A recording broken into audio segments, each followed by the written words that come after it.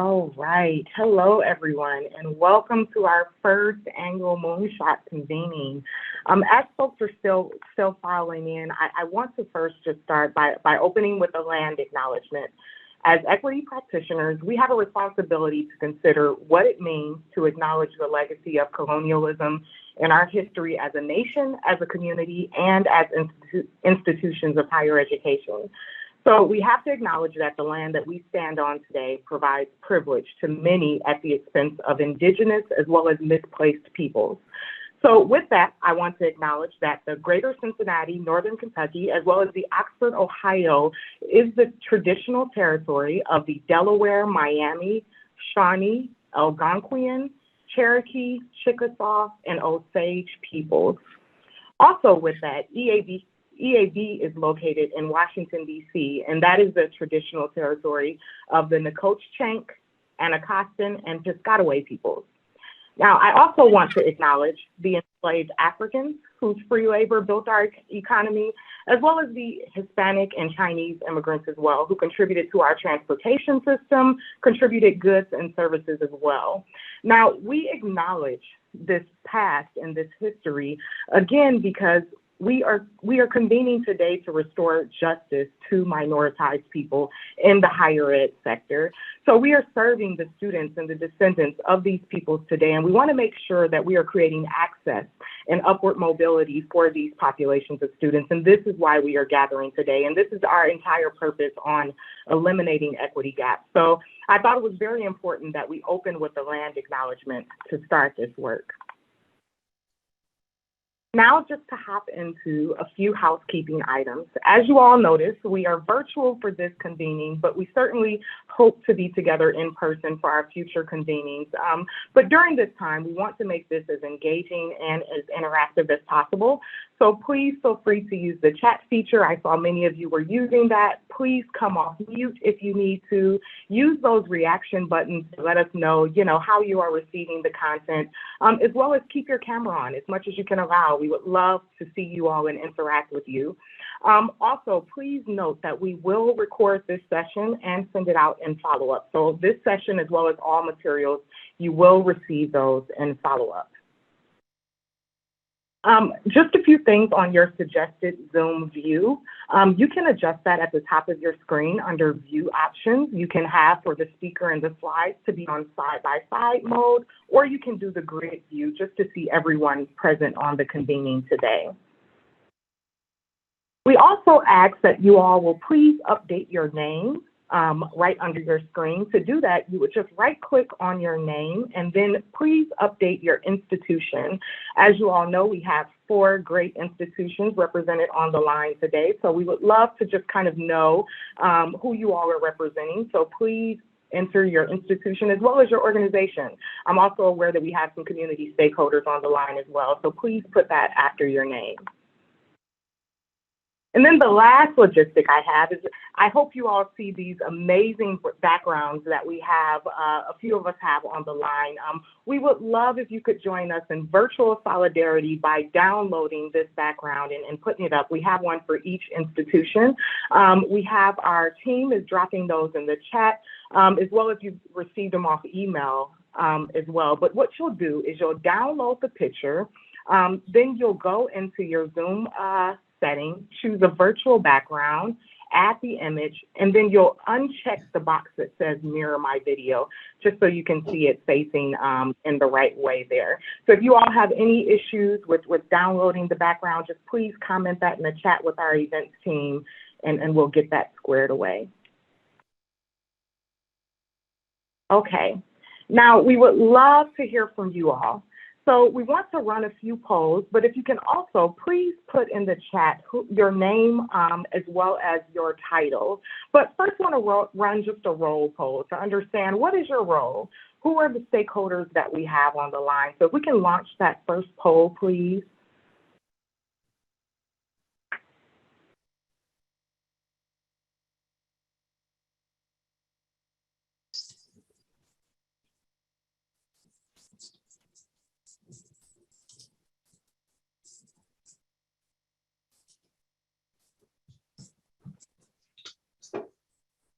Hello, good to see you all commenting in the chat there.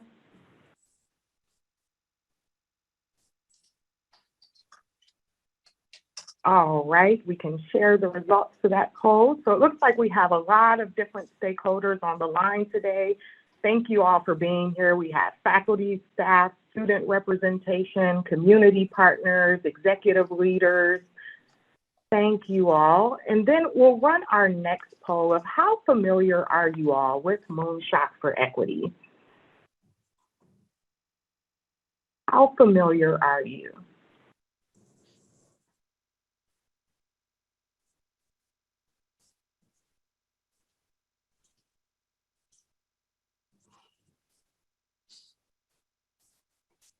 All right, and we will go ahead and share out those results.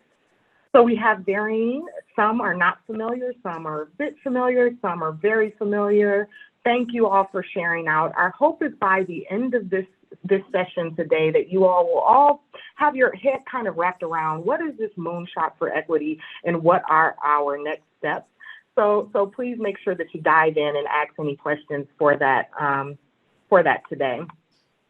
Okay, now just to shift into other introductions, my name is Brittany Motley, and I serve as the principal consultant for Moonshot. So I work with you all as well as the other ecosystems that we have. As you can see on the slide, you all are accompanied by an entire team of stakeholders. You have your Navigate and Starfish strategic leaders, as well as research strategic leaders, and you all are a part of an entire student success collaborative of many institutions with the same goals, who share out practices and resources amongst each other. So we will not go through introducing everyone on the slide, but you all will hear from Tom Sugar, our VP of Partnerships, in just 1 second. Before that, I want to shift into just providing an overview of the day before we dive in. So here is our agenda. Next, you all will hear welcome and opening remarks from our ecosystem presidents. Then I will provide a brief overview of what is Moonshot and what is our initial approach, what are the first best practices we're going to hear from. Then we're going to shift and hear from Dr. Tim Rennick of Georgia State University to hear about how they use data intelligence as a foundation to eliminate their equity gaps. After that, we're going to take a 10-minute break, and then for the last hour of this session, this will be solely for those best practice team members and team leaders. We will go into breakouts with subject matter experts to really understand strategy and to talk about next steps for each of the best practices. Now, if you are not on the best practice team, we will also have a general inquiry breakout just for general questions and if you want to understand how you can integrate with this initiative. But just want to let you all know that that last hour will be very focused on kind of our initial strategy moving forward. So we'll invite many to kind of hop off at that time. All right. So now that we've got through the agenda, I want to turn it over to Tom Sugar, who will be introducing our president. Thank you, Brittany, and good afternoon, everyone. It's a delight to be with you. Just a couple quick thoughts before we have an opportunity to hear from our presidents. I want to say that convenings matter. Today, you'll learn some new information, I hope. You'll certainly hear some wonderful insights from some leaders in the field across the country, especially Tim Rennick, and we're very grateful for his time today. But convenings matter because we're learning how to work together still. This is an unprecedented effort to build ecosystems of higher education, deeply connecting 2- and 4-year institutions all across this country, and especially at the regional level. And so we have to practice the art of working together and of collaboration. And we also have to be mindful and be reminded that we are going to do this work. This is not going to go away. We are on a journey together. We have a very clear goal in mind to erase equity gaps within our institutions and between them before the end of 2030. And so a regular reminder in a very public way that this work is important and will continue is an important practice. And I'm delighted that we're off to such a strong start and an exciting kickoff with this first convening. I was watching a program over the weekend, and for the first time, I heard an expression that I had never heard before, and it's very simple. It says, "Nothing changes if nothing changes." Embracing change, even when it's difficult, even when it's challenging, when it challenges us to think in different ways, is extraordinarily important if we're going to erase these equity gaps and achieve outcomes that we've only dreamed of. So thank you for being with us today. I know we have a sellout crowd, so to speak, and I look forward to next year when I hope we can all be together in person. And now it's my honor to quickly throw the microphone to each of our presidents to allow each of them to offer their own welcoming remarks this afternoon. And we'll begin with President Posey, the president of Cincinnati State Technical and Community Colleges. Monica? Thank you. Thank you very much. Good afternoon, everyone. It is a pleasure to greet you on behalf of Cincinnati State Technical and Community College. We began our equity journey several years ago. We implemented multiple measures. We also expanded our high school dual enrollment to include a more diverse student population. And we created C-State Accelerate, a comprehensive system of support for students at need. I'm very proud of our faculty and staff for all their accomplishments. But I'm also proud that we're a part of this partnership, that we're working with EAB, working with NKU and Gateway and Miami to do even greater things for our students. These are challenging times. We all know in the world, in higher ed, time for bold leadership and action. And that's what today is all about. That's what this partnership is all about. So I just welcome you and say that we truly believe that the future is bright. And that's because you're with us. You're part of our team. You're part of our community, and we're working together. So thank you. And please enjoy the program. Thank you, Monica. Now we'll turn to Gateway Community and Technical College and President Figueroa. Good afternoon. So it's very exciting to be here. Again, you know, as dreams come into reality, it starts with just a conversation, and then you take your next steps. And what I'm most excited about, just keeping it strong and not long, right? As for intro comments, is that if it were just four institutions of higher education that were working together on this, then it would have its impact, and potentially have a time and then flame out as many initiatives run by singular organizations happen.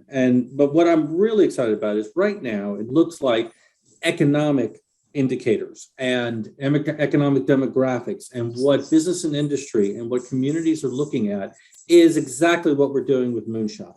And so this is not just something where we're sensitizing a few organizations and a few communities. We're looking at the greater MSA and trying to figure out how we're going to position ourselves for success in the future, and that success requires all of us to be in the game. And as we say in Florence, y'all means all. Very good, thank you. Now we'll turn to the president of Miami University, President Crawford. Hi, welcome everyone, and hello from Oxford, Ohio.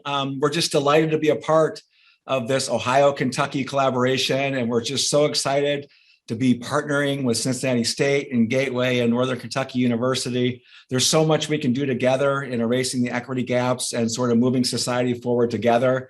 And so we're so excited to be able to share our best practices and to share our knowledge and ideas, and also to create new pathways for our students so that they can actually go between institutions and also be very successful as they graduate and work in our communities. Our goal at Miami and our mission has always been focused on student success. And we'll continue to do that. We want every student, independent upon their social economic background or their ethnic background, to have the same great Miami experience and to graduate and to be successful out there in society and to make a big ripple effect.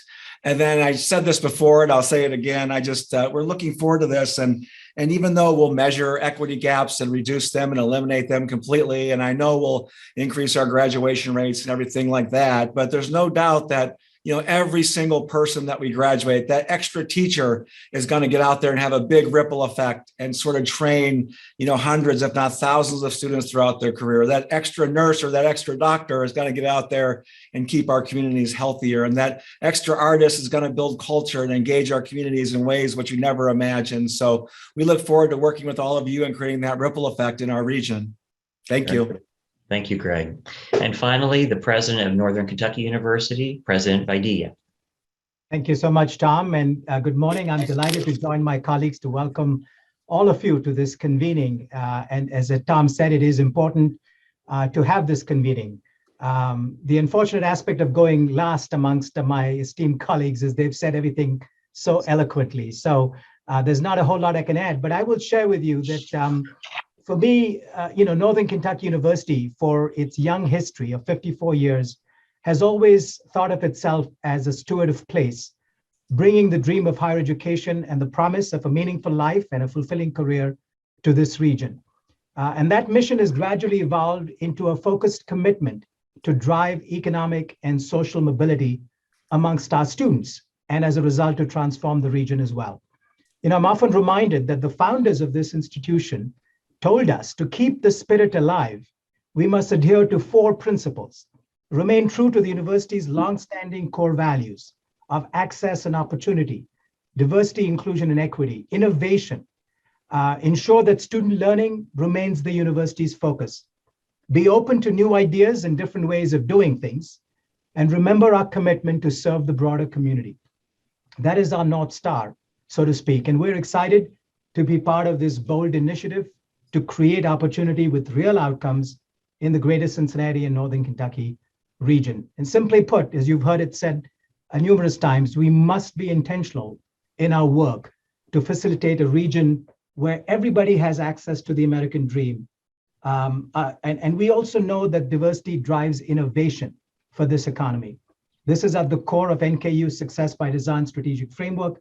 It lays out this vision of being a student-ready, regionally engaged university that empowers diverse learners for economic and social mobility.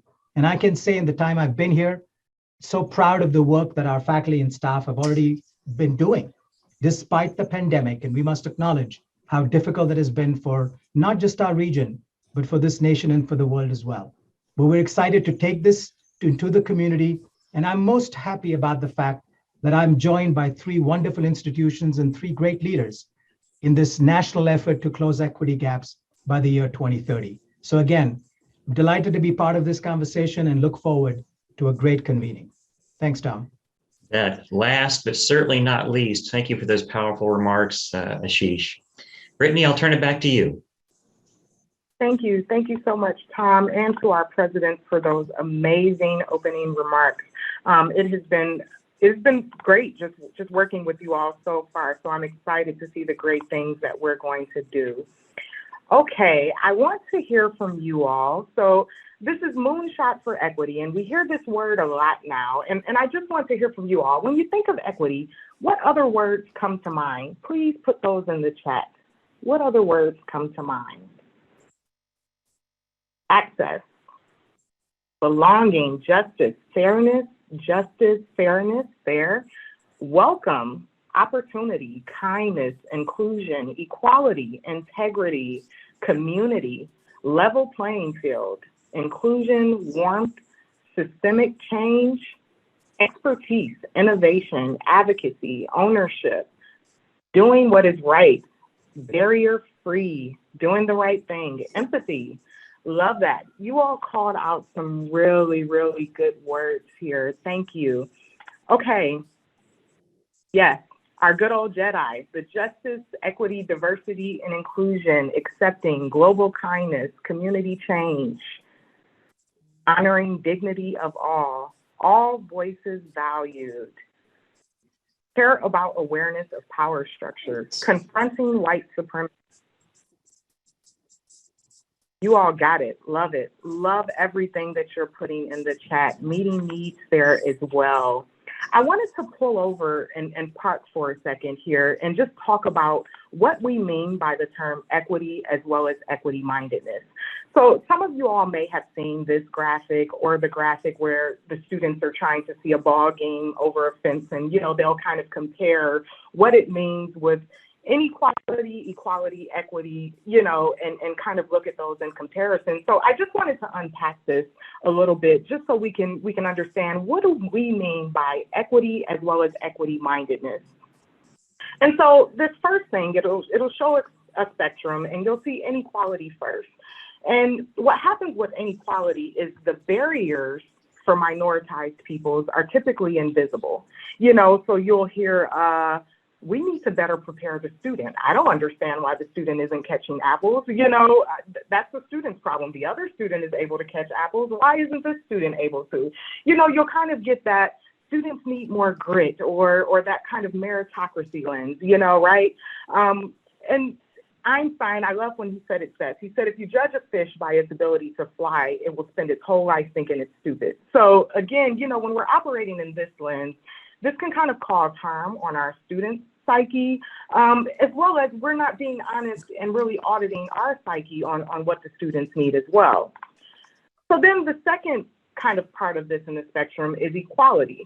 So this is where now, the barrier is seen, so students are given equal access now. So now both students have a ladder, they should be able to catch those apples equally, right?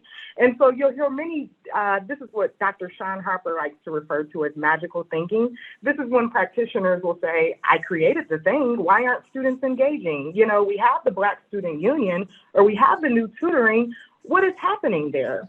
And what's happening is you fail to understand your students. So yes, we've created kind of those generic ladders, but I think we should go a level further. And so this is what gets us to equity. And this is where the populations, minoritized populations, are understood. So equitable access is given. So this is where we really understand that because of the way that this tree is leaning, we need to give different size ladders, right?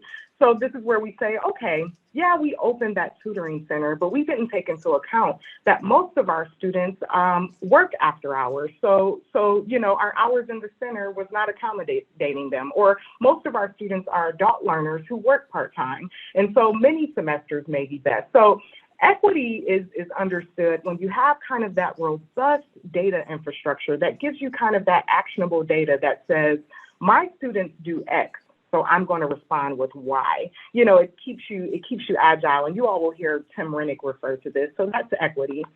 And then lastly is that justice. This is where we don't remove our focus from the students, but we shift it to those systemic barriers. Let's focus on this tree. How do we get this tree standing upright so we don't have to think about so many ladders or so many ways of equitably supporting students? How do we fix kind of that systemic barrier? And so that is what we refer to as justice. So when we say equity, we mean understanding our subpopulations of students in a way that we can be extremely agile in accommodating them. And when we say equity mindedness, we're referring to the perspective or mode of thinking that practitioners have to call attention to any patterns of systemic inequities or things in student outcomes that we're observing. So just wanted to pause there on I understand that this is a blanket term. It can mean a lot of different things, but our goal is to move along this spectrum. Our goal is to really, really disaggregate the data, understand what's going on with certain populations of our students and accommodating that. So how are we doing that?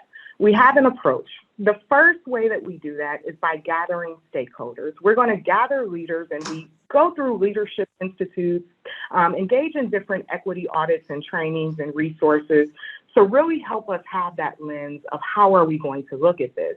And with this, I want to say, I want to note that equity is not a noun. This is not, kind of a person, place, or thing that we're going to see. Equity is a verb. It's a way of doing things.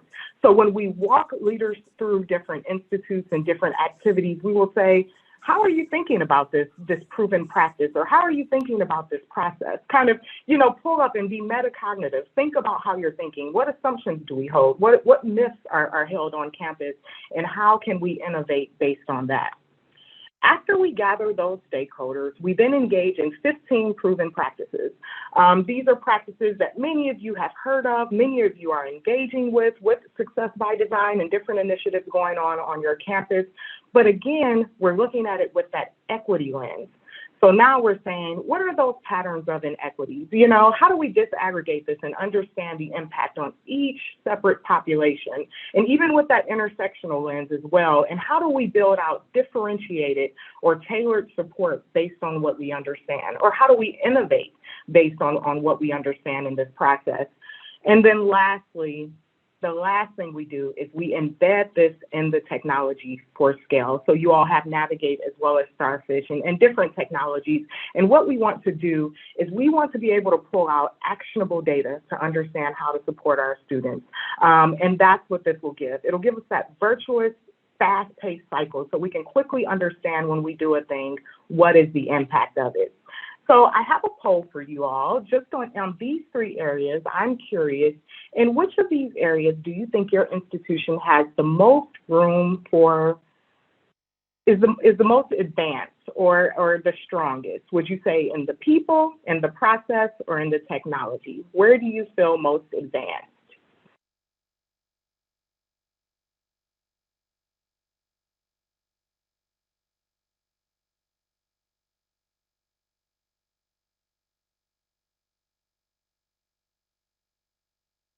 All right, we'll go ahead and share out those results.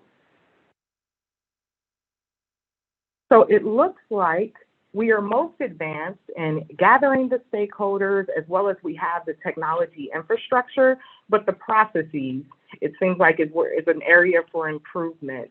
Thank you all for sharing that out. Did anybody want to comment in the chat about any processes? Anybody wanted to add any context to ways that you feel that you're the most strongest, or where you could improve even?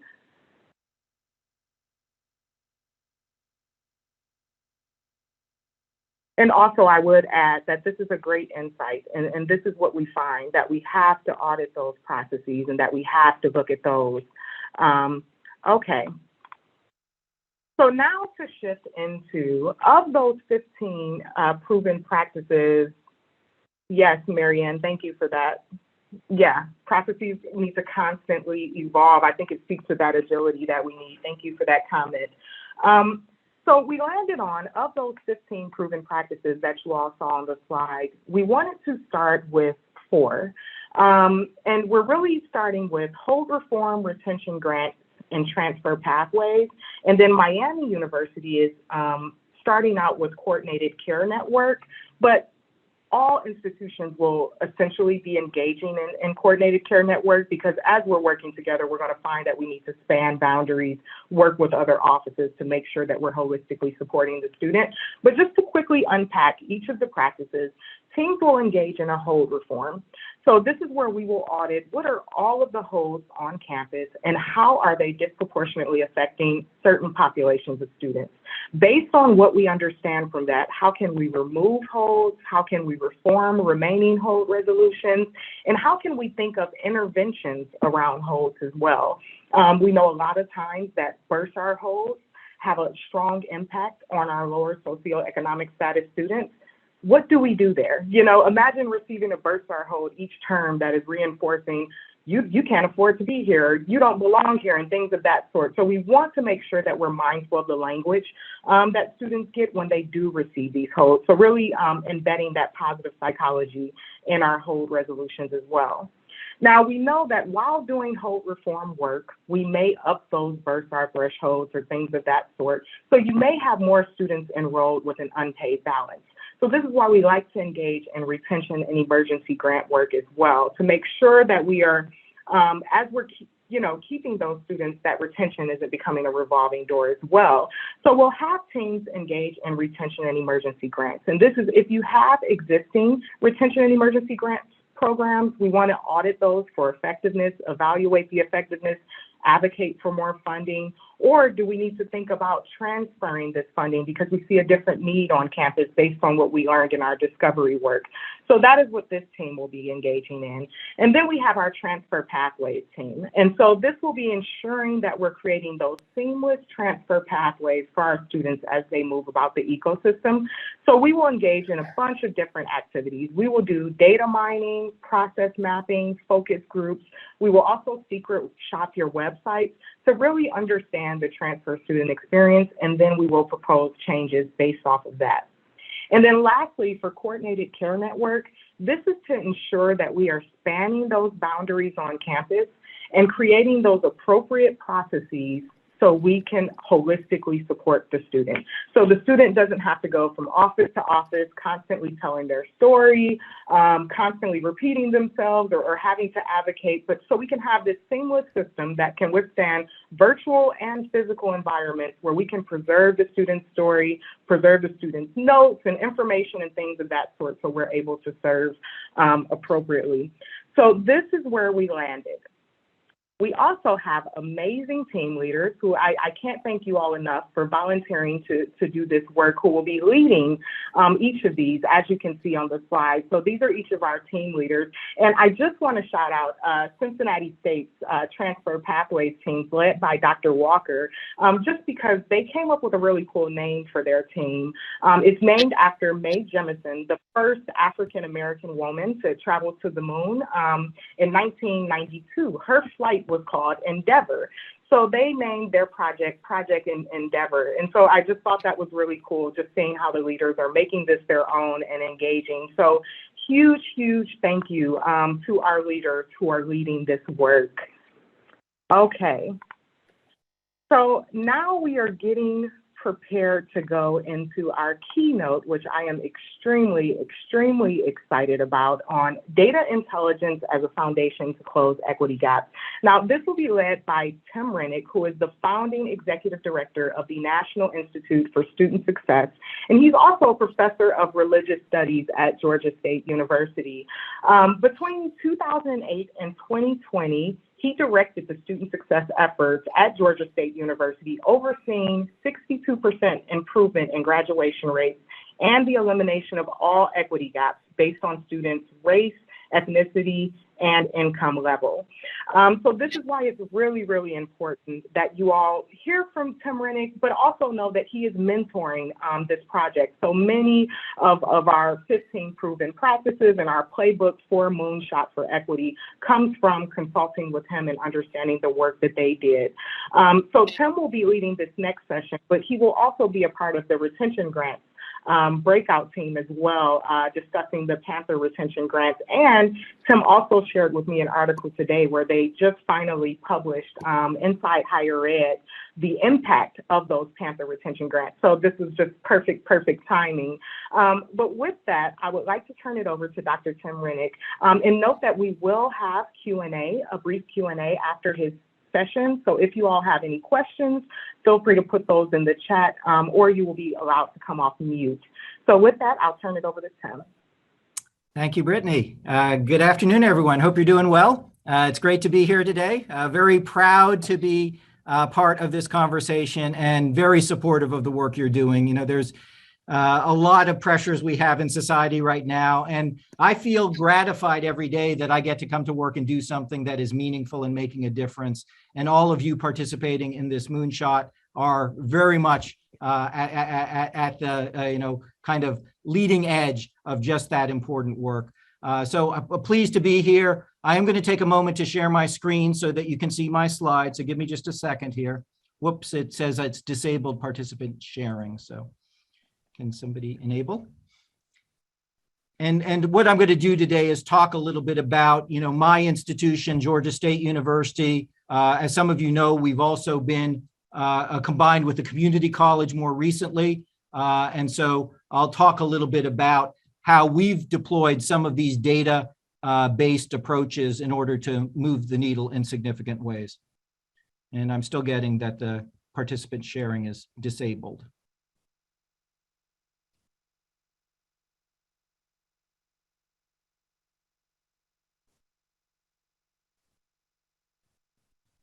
We are taking a quick look at that, Tim. Give us one quick second here. Yep, You should no be able problem. to do two now. You're co-host now.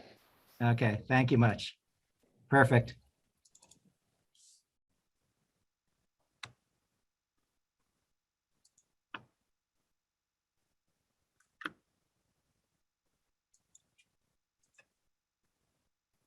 Okay, I hope you can see my slide, my title slide here. We're good to go? Then great. So let me start by talking about some national data just to set the larger context. What is striking to me is this combination of national data sets. One indicates the importance of a college degree. There are different ways of slicing this particular issue. These particular numbers are from the Pew Research Center, but there are a few things that have been proven to be more valuable to individuals and to communities than a post-secondary education. The college graduate in their early careers will earn considerably more. Over the course of their lifetimes, they'll be about 1/3 as likely to ever be unemployed as the individual who only holds a high school diploma. And you've seen this data point before, that a college graduate will, over the course of their lifetime, earn on average about $1 million more than the high school graduate. Those are just kind of empirical points. There are all kinds of quality of life and more subjective issues involved. You know, the college graduate will have more geographic mobility. They'll have more life choices. They'll have better access to healthcare. They'll have longer life expectancy. Their children will have better access to healthcare and better educational opportunities as well. I clearly don't need to convince this group that a college degree is important. But then look at this national data set. These data are from the New York Times. This represents the percent of Americans who actually hold the bachelor's degree. The numbers are disaggregated by economic quartile. So what you're doing is looking at the last 50 years here, from 1970 to the present. And what you can see are there have been significant changes in college attainment entirely in the upper half of the economic spectrum. So that dark blue line at the top says, in effect, that back in 1970, if you were among the 25% wealthiest Americans by annual household income, you had about a 40% chance of holding a bachelor's degree. Today, it's over 80% of that particular economic group that hold a bachelor's degree. That's fantastic progress in a short period of time, but that's not going to be the focus of my comments this afternoon, nor is it the focus, I know, of your moonshot efforts. The comments today are going to concentrate on those bottom bands, especially the red line at the bottom. And what you can see there is the news is very sobering. Over the last 50 years, we've moved the needle very little, from about 6 to maybe 8 or 9% of the lowest 25% of Americans by annual household income holding a bachelor's degree. And what you can see visually here is the gap between the wealthiest and least wealthy Americans has not gotten narrower. It's basically doubled over the last 50 years. One last national data set to get us started. Over the last 7 or 8 years, we've crossed an important threshold. For the first time since these data have been collected, the majority of K through 12 public school children across the US now qualify as low income. In fact, you can draw a line roughly from California to the DC area. Almost every state south of that line has already crossed the 50% threshold, meaning that the majority of students working their way through the K through 12 public pipeline qualify as low income. Kentucky, you're already at 55%. Indiana, just below that line at 49%. So you put these three national data sets together, they should give all of us pause, because there are a few things more valuable and more important to quality of life than a post-secondary education. Post-secondary education is very inequitably distributed across the United States, especially when it comes to low-income populations, and yet low-income students are the majority population working their way through the K through 12 public pipeline. These data sets are also a good introduction to my home campus, Georgia State University. This is not just a pretty picture of the Atlanta skyline. This is Georgia State. That white building on the right is our largest classroom and academic building. The law school, our business school, our biggest classroom building, all in this picture mixed in to the downtown fabric. We have about 36,000 students on this main historical campus of Georgia State University. As I mentioned a minute ago, a little over 6 years ago, we were consolidated by the state of Georgia with the largest two-year institution in Georgia, Perimeter College. Overnight, we picked up 5 community college campuses and about 18,000 associate degree seeking students. The reality is Georgia State has not been well known historically. We're not Georgia Tech, the very a selective elite public institution. They're about 1.5 miles north of us. We're also not the University of Georgia, right? The big football powerhouse and flagship. If there's any claim to fame that Georgia State has historically, it's probably our geography. We have the very uncommon distinction of having our main campus bisected by a National Park Service historic district, the Martin Luther King district. I can look out my window literally here and see the brick building about 4 blocks away at the bottom of the screen. That's Ebenezer Baptist Church, where the Reverend King and his father before him were head pastor. You walk up the Auburn Avenue a block further, you get to his gravesite right here in downtown Atlanta. A couple blocks up from that is the house you're looking at the top of the screen. That's his birthplace and childhood home. So we're living and working every day at Georgia State in this geography that is infused with historical significance. And yet, for much of our history, Georgia State did not live up to that legacy. I pulled these photos from the Georgia State Photo Archive. This is what Georgia State looked like when the Reverend King was doing his Nobel Peace Prize winning civil rights work. We were whites only segregated into the 1960s. So think of the terrible irony of that this world civil rights leader is preaching and working a couple blocks away from this institution that's the embodiment of everything that he's fighting against. But much more recently than the 1960s, we were still grossly underperforming, especially for our students of color. So these are our bachelor's 6-year graduation rates as of about 15 years ago. Overall, the rates hovered around 30%, and we were a poster child for equity gaps, right? Year after year, semester after semester, our white students outperformed our students of color. Our middle and upper income students outperformed our low income students. It was just so much the way things were that none of us really paused to even question that pattern and that reality. And what makes Georgia State's story, I think, interesting, at the very least, hopefully somewhat inspirational for your purposes, is what's happened at Georgia State on the surface over the last 15 or so years since these numbers were locked in would not suggest to the experts that we would be the site of a positive turnaround. For one thing, we've been going through significant demographic changes at Georgia State. When I arrived here as a junior faculty member in the late 1980s, we were still a majority white institution. In fact, 75% of our students as of the late 1980s were white. We became an MSI, a minority serving institution, over a decade ago. And as you can see, every year since then, we just get more and more diverse to the point now where 75% of our students are non-white. We have no majority population at Georgia State any longer. Our largest single group are now our African-American students, about 40%. The other demographic change that we've gone through that also usually does not correlate to improved graduation rates is this one. Our students have gotten a lot less well-resourced financially. So the last recession hit Atlanta really hard. And there was a point during the last recession where among all metro areas in the United States, Atlanta simultaneously had the highest unemployment rate and the highest default rate on home mortgages. And we all know when these kind of economic downturns occur, and we're going through another one right now in many ways, the impacts do not distribute equally across the population. The families that send their sons and daughters to Georgia Tech, to the University of Georgia, to Emory, which is another big a university about 5 miles from where Georgia State is.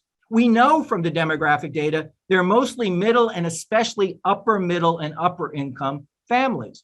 And while they were financially hurt and disadvantaged by the last recession, we also know they were not primarily the families losing their homes and losing their jobs. Those were the families that send their sons and daughters to Georgia State. And as you can see, over a 5-year period at the beginning of the last recession, we basically doubled the number of Pell eligible students we enroll at Georgia State, from under a third to almost 60% of our student population. To put this in some kind of perspective, this spring term at Georgia State, we're simultaneously enrolling 28,900 Pell students, 28,900. The entire Ivy League combined this spring is enrolling about 9,800. So we're trying to educate 3 times the number of low-income students as the entire Ivy League. It's not going to be business as usual. It's also not the opportunity to do something we love to do in higher education, right? If you've got a problem, what do? You throw a program at it. Let's create some targeted program to deal with this group or that group or this problem or that problem. I'm not condemning that as a process in some circumstances. up the road at Georgia Tech, they enroll a few hundred new Pell students every fall. And they have a bridge program in the summer before the fall just for their incoming Pell students. And maybe that works very well for them. But what I'll report to you is it's not feasible for us, and it may not be feasible or desirable for you. When you have 28,900 Pell students, you don't create a program for them, right? It doesn't make any sense. You change the way the institution operates and supports all of its students.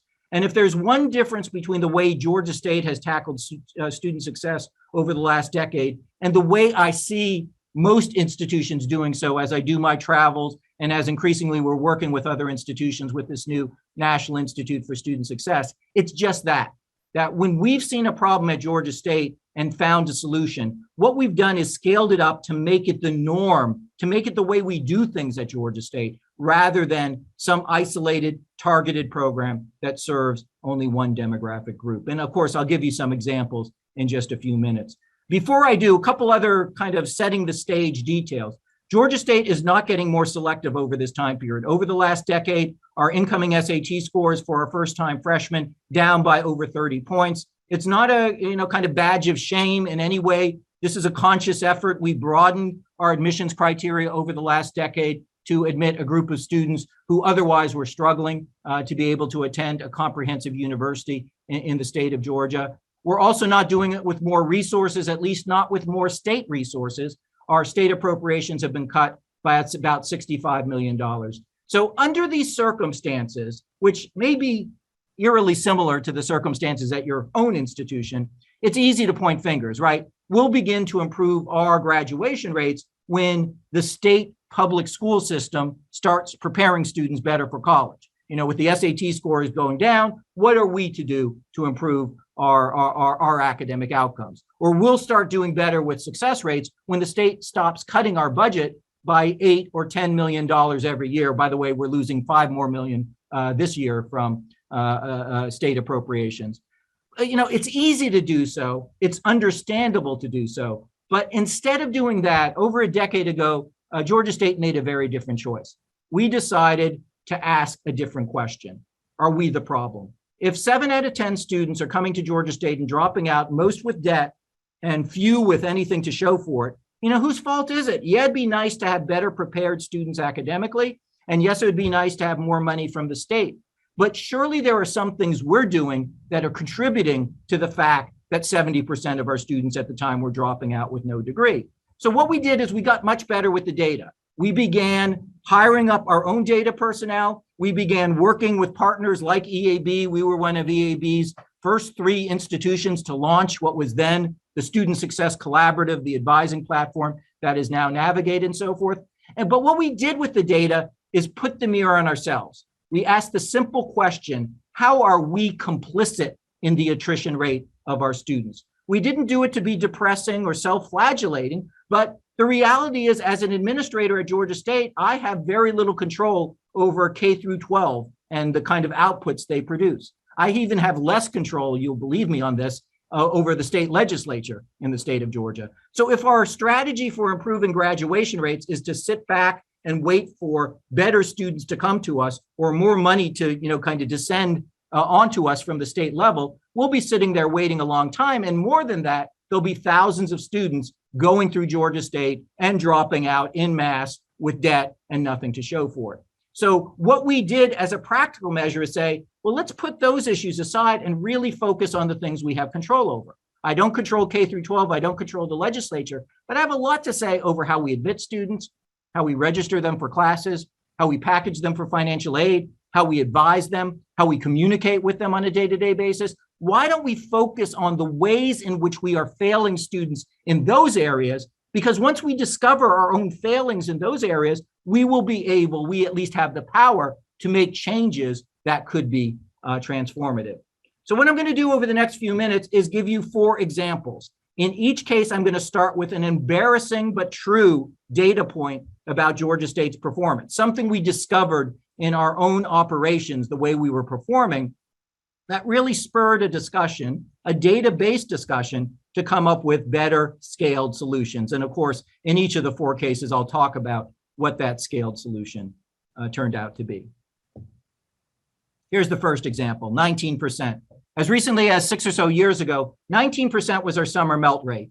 This audience probably knows what summer melt is more than some that I speak to, but just to be clear, summer melt is the percent of your incoming confirmed class that never shows up for a single day of classes at your institution. So this is different from the yield rate. In admissions lingo, yield is the percent of students who you admit who end up attending your institution. And our yield rate is around 50%. About half the students we admit end up coming to Georgia State. This number is much more insidious. These are the students we admit who confirm they're going to come, who come to orientation, who register for classes, who some cases put down deposits, but the beginning of the term begins and they're nowhere to be found. 19%, almost a fifth of the students we were admitting never made it through those months leading up to the start of classes. So we took our approach seriously. We looked at the data to figure out what was going on with these students. We tracked every student who had confirmed that they were going to start with us for the fall of 2015 for an entire year using National Student Clearinghouse data, figure out where they ended up. Maybe they ended up at a community college. Maybe they ended up at Georgia Tech. What happened to these students? And what we found is 12 months after they were registered to begin at Georgia State, there was a group of almost 300 students who hadn't attended a single day of post-secondary work anywhere across the United States. They had just melted out of the college-going population. And look at the profile of these students, mostly non-white, mostly low income, exactly the students we need to succeed with as a nation, right? These are the students who are not graduating at the same rate as upper income students. And look what's happening. Even before the first day of college classes, these students are being disproportionately weeded out, eliminated from the college-going population. So what's going on there? That was the next question. Again, we turn to the data. What could the data tell us was happening to this specific group of almost 300 students? And you won't be surprised by the answer. What was happening to these students was Georgia State. What our big bureaucracy, all the bureaucratic steps that our students need to complete. We counted about 14, this is just a sampling, from completing the FAFSA, responding to verification requests, providing immunization records, taking placement exams, providing transcripts, registering for classes. Each one of these bureaucratic steps, as we drill down to the data, in effect eliminated a subset of the incoming class. There was a subset that never completed that particular step. And as we looked at the data, what was particularly disturbing is that the students who were least likely to complete each step were students from so-called underserved backgrounds. So what we were doing is, in effect, creating the equity gaps even before the beginning of the first term of college. So we made a couple changes for the next cycle. This would have been the cycle of 2016 and the summer of 2016 for those incoming first-year students. One thing we did with the help of VAB is create a portal. The portal takes the students through the steps they need to complete in order to be ready for the first day of classes. It's color-coded, so as a student completes a step, it changes color. There are resources available on the page. I'll say the biggest advantage of this portal is that it began to provide us with good information about what specifically was tripping up our students. We used to know we had students who were engaged, and then we stopped hearing from them. Now we know that we have a student engaged up until the point where, for example, we've asked for their immunization records, and then we stopped hearing from them. So we can reach out with much more specific help. In fact, the good data we've collected via this portal over several years has led to significant changes in Georgia State practice. One thing we do now is we contract with a mobile health clinic. It parks outside every orientation throughout the summer, and it's available on spot to provide free immunizations to the students while they're with us for their orientation. Doesn't make any sense to take a low-income student, send them back to their home district and say, don't come back till you've been immunized for measles. You might as well say, don't come back till you bring us $5,000, because many of these students don't have the bandwidth in order to resolve that particular issue. For about $60 in immunization, we can do the right thing by helping these students resolve the problem immediately. But I'll also point out it's the self-interested thing. We pay $60 for an immunization, and we get these students who otherwise would walk away from the university to stay enrolled and to pay tuition and fees. The other thing we've done during the summer of 2016 that had an impact, and this has gotten more attention nationally, is we became one of the first schools in the country to launch an AI-enhanced chatbot for student success purposes. So what's a chatbot? It's an automatic texting platform. What we did is we built up a knowledge base of over 2,000 text-based answers to questions commonly asked by incoming students, Oh, questions about financial aid and verification and immunization requirements and so forth. We worked with a vendor, it's a company called Mainstay, to take these 2,000 responses and put them on a smart device. It's not an app. We didn't want students having to log on to something additional. They just go onto their texting platform on their smart device and begin a conversation with Pounce. You're looking at Pounce right there, the Panther, our school mascot. And once they begin the conversation, they can go onto their texting platform 24/7 and ask any question they want. The AI does not answer the question, does not write the answers to the question. What the AI does is uses algorithms to go into the knowledge base and pick out the right response, or make a determination that there's no reliable response in the knowledge base, in which case the AI takes the question and delivers it to a staff person who writes and vets a response, and it gets added to the knowledge base. So the knowledge base is constantly getting smarter. We launched this tool just for our incoming first-year students, about 5,000 students in the late spring. It was late May 2016, estimating maybe in the 3 or 4 months before the start of fall classes, it would answer 5,000 or 6,000 questions for the students.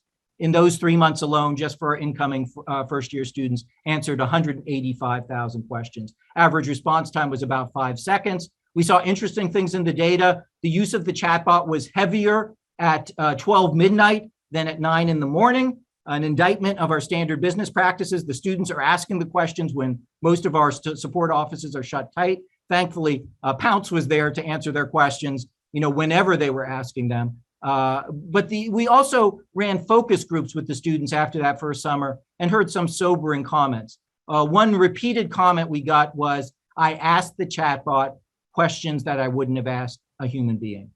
If you can't get your FAFSA complete because you don't have access to your father's taxes, because you haven't seen your biological father in the last 2 years, the last thing you want to do is go into some stranger's office and spill out your family's personal business to that individual.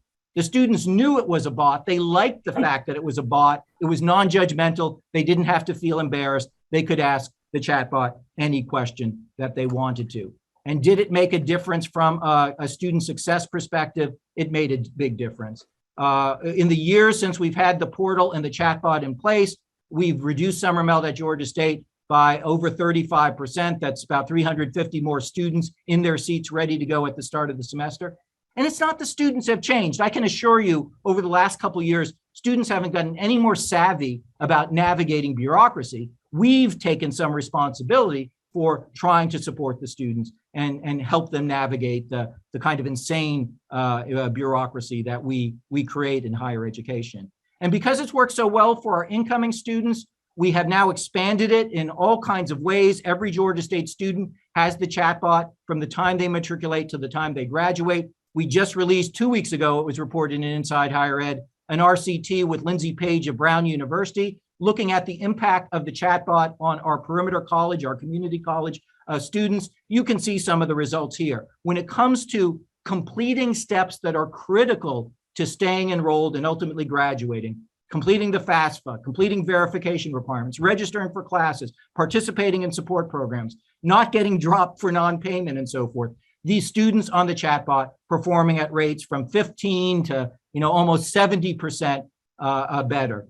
And also released in that same article a couple weeks ago, we for the first time began embedding the chatbot in some of our courses with high DFW rates. So what if we worked with the faculty member and not only answered the students' questions about FAFSA completion, but answered their questions about the third chapter of the American government course and the issues that trip students up a lot, and prompted the students to take a couple questions in preparation for next week's exam to see if they're ready and so forth. What would happen then? And you're looking at the results. For first generation students in that class, it was an entirely online, 500 student enrollment American government course. The students with the chatbot performed final grade 11 points better, a full letter grade better than their counterparts without the chatbot. Again, this is not examples of the students changing. It's an example of us changing to serve the students better. My second example is this one. It begins with a data point of a decade ago, 2.6. Back in 2010, we were, the average Georgia State bachelor student was going through over 2.5 majors before they graduated, which is a disaster for our low-income students, right? The low-income students can't afford to bounce between majors because every time they do, they're creating wasted credit hours, added time to degree. This is another contributor to equity gaps, right? If students take longer to graduate on average, the students who will be disproportionately impacted negatively will be your low-income students. And again, we asked the simple question, who's to blame here, and came up with the sobering reply, it's us. We brag about the fact that at Georgia State, we offer 86 different undergraduate majors. This spring term, we have over 10,000 course sections across our 6 campuses. And that's great for a brochure, not so great if you're a first-year, first-generation student trying to figure out how to pick a major and what courses to take and so forth. And we got the results we could expect. Given students 86 majors to choose from and 10,000 course sections, they would pick, but they pick from an uninformed perspective. They'd say, oh, I want to be an accountant, take 2 semesters worth of prerequisite courses, get 3 weeks into their first substantive accounting course and say, oh, that's not what I thought it'd be at all, and switch. And half the students were switching again. So we've changed the way we onboard all students to Georgia State. In the first semester, all of our students, it's true of our community college students as well, are in a learning community, a group of 25 students who take all their first semester classes together. We found just from that block scheduling that the students' GPAs improve, the students' retention rates improve, largely because they do the heavy lifting, right? They're making the friendships, the study partnerships, and so forth that provide the support system. We're just thinking through the registration in a more structured way. We know first-generation students drop out of college disproportionately, in part because they feel they don't belong. But at big state schools like the ones represented on around this call today, it's easy for a student to feel like they don't belong. You can readily take 5 classes your first semester and never see the same student face more than once. So now we don't live its chance anymore. We design the first semester experience so students are in these learning communities taking block schedules. We had some pushback when we consolidated with Perimeter College. The claim from the faculty was, yeah, that works for your 4-year students. It won't work for 2-year students. They have more complicated lives, family, jobs, and so forth. So we ran some RCTs at Perimeter College, and here's what we saw, that the students in the freshman learning communities, again, taking all their classes, 5 classes as a block schedule in their first semester together, performed better with GPA, attempted more hours, completed more hours, and were retained for the next semester, semester to semester, by 7-point higher rate than the students not in the learning communities. And while some thought, well, it may work for some students and not for others, it benefited our Black students, it benefited our Latinx students, it benefited our white students, all in comparable sorts of ways. Now, to deal with the issue of students moving between academic fields or pathways, what we've done is design all these learning communities around so-called meta majors. So we no longer put any pressure on students to pick among our 84 majors. We try to find a general area of interest. If so, we put them in a community with 24 other students who share that general area of interest. And then we push programming at the students all during the first semester. So groups of 25 business students are in a community together. They'll get invited to open houses in the business departments, meet the faculty in finance and marketing and risk management and so forth.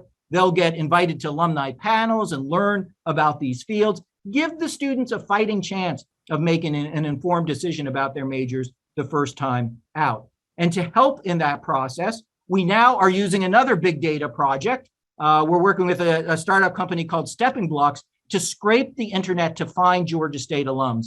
The last time we did an alumni survey of our graduates to try to find out their career outcomes, we got about a 4% response rate, which is meaning the data was basically statistically meaningless.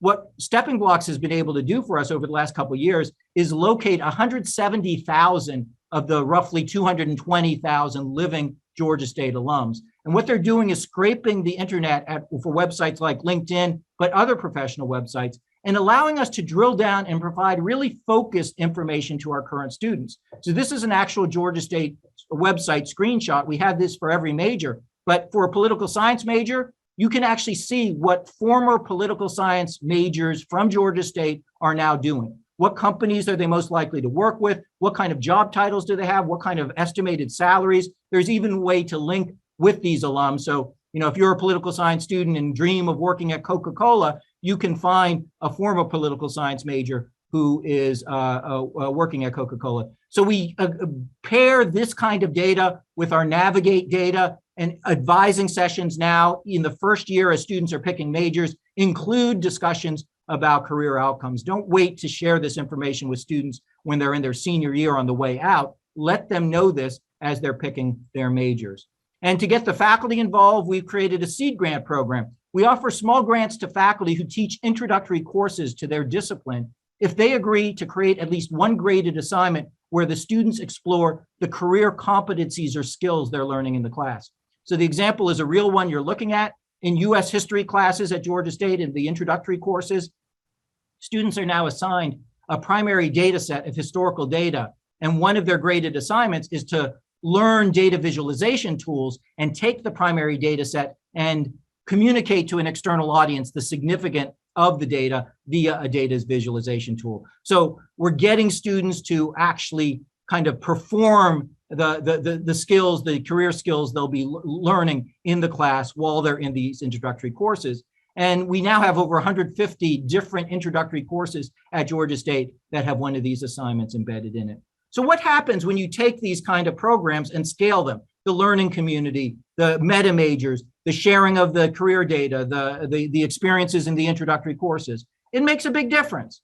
Since we've launched these programs and scaled them across Georgia State and then Perimeter College, we've reduced the number of changes in major and pathways by about a third. That may seem a kind of wonky data point, but I'm going to show you in just a second the profound impact this has on reducing time to degree, and as a result, the profound benefit it has on closing equity gaps based on the students' economic resources.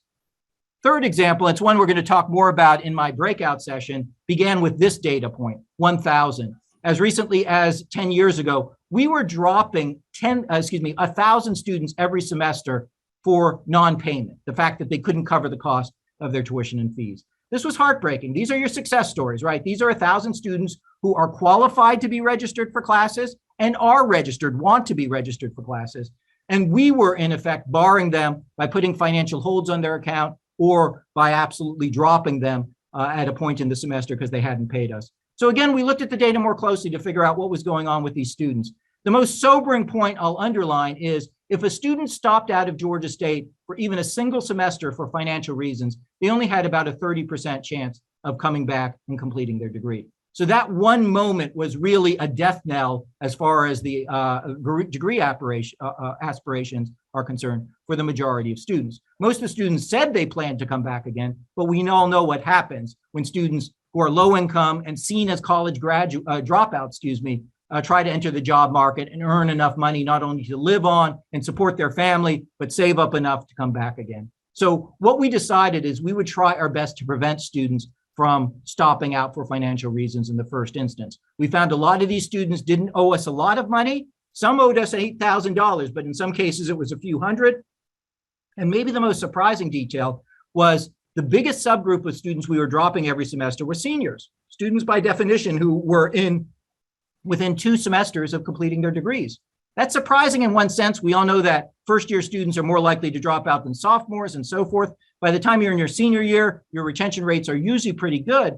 But what happened at Georgia State is over the last decade, we had turned into a majority low-income student population campus. And what these seniors were doing were running out of eligibility for their aid. The biggest state scholarship in Georgia, the Hope Scholarship, covers 8 semesters, 4 years, not a second more. If you're a working student, like 80% of Georgia State undergraduates are, and you need a couple extra courses in order to complete your degree, the state is turning off the support spigot entirely, and you're left on your own. So we literally had students walking away from Georgia State who were good academic risks, just 6 credit hours, 9 credit hours, 12 credit hours from completing their degrees. So in 2011, we started a program that was seen radical at the time, our Panther Retention Grant Program. Critical to the program is the students do nothing. There's no application. It frustrates me no end that we ask students to jump through bureaucratic hoops and provide us with information we already have.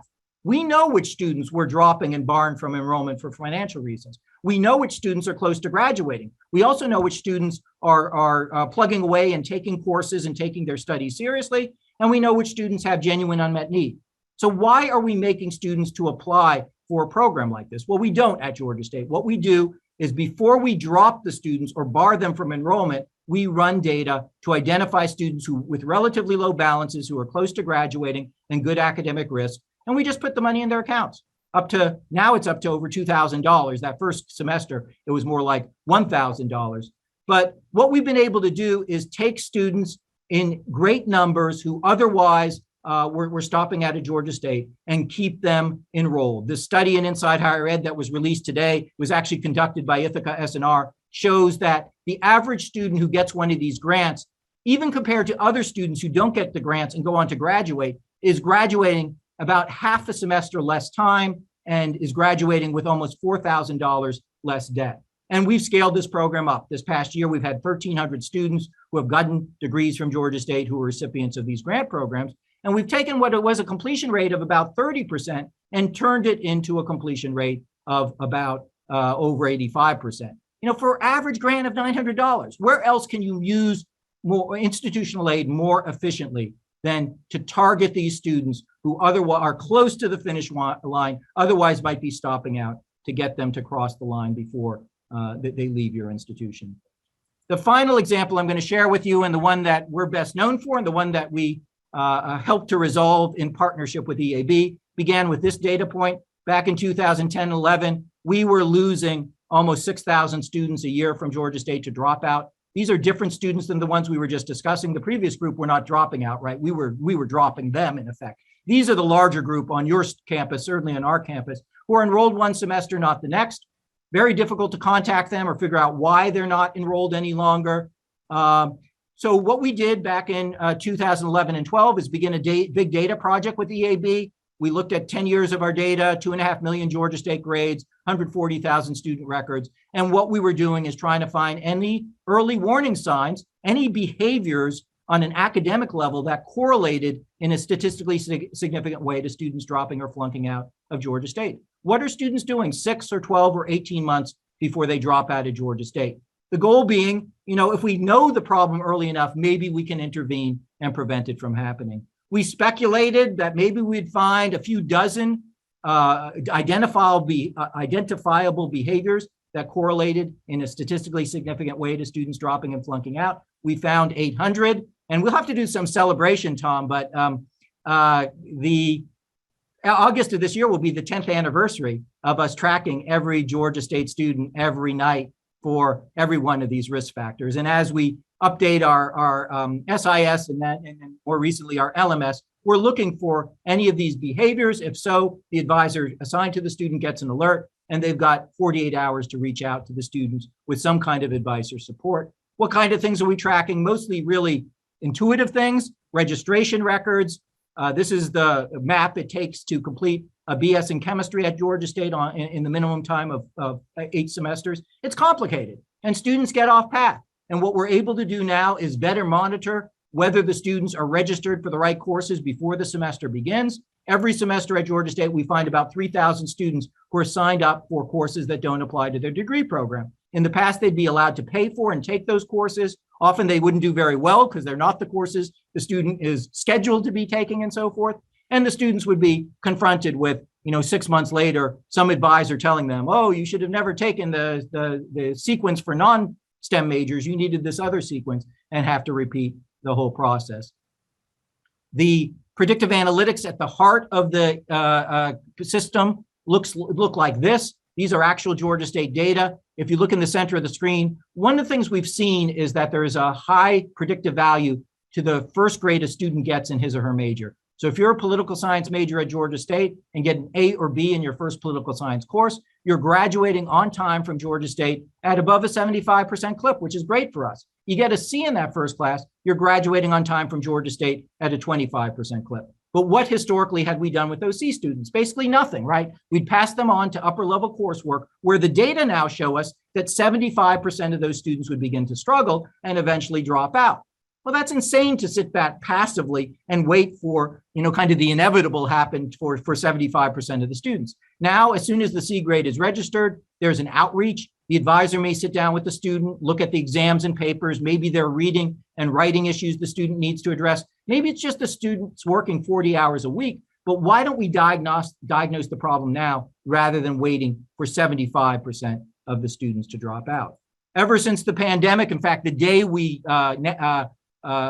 moved to entirely online classes in late March of 2020, we began tracking logons to our LMS platform. You know, if a student's in the right course, which they should be, and they're scheduled to take the class, but they're not logging on to the class. Done. Oh, great. Am I still connected, Brittany? Yes. Yep, you're still connected.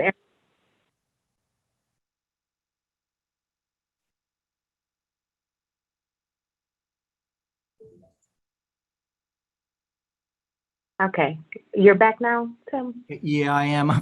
We're having major storms here and the electricity just went off. So apologize for that. If you give me 1 second, I'm going to call up the slides again. So I apologize. Okay. See if I can find them. Yeah. I have them up. You want me to share? Yeah, that would be, I've got them right here. If I can just share my screen, it just take me 1 second. I apologize, guys. Okay, so let's see. Let me share my screen again.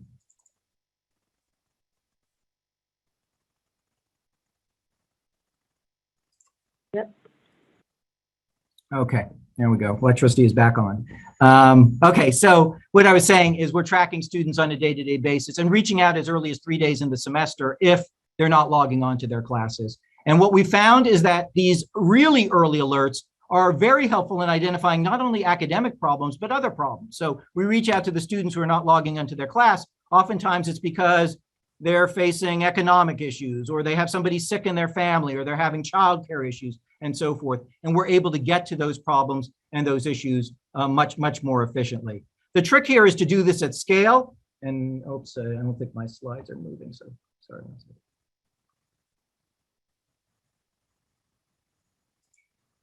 Okay, so over the last 12 months, we've had over 100,000 one-on-one interventions with our students based upon alerts coming out of the platform. We didn't correct 100,000 problems, but as recently as a decade ago, these were 100,000 issues that were going completely undiagnosed. Students were signing up for the wrong classes, underperforming in prerequisites, not engaged in their class, and we were expecting our mostly first-generation low-income student body to have diagnostic powers that we lacked.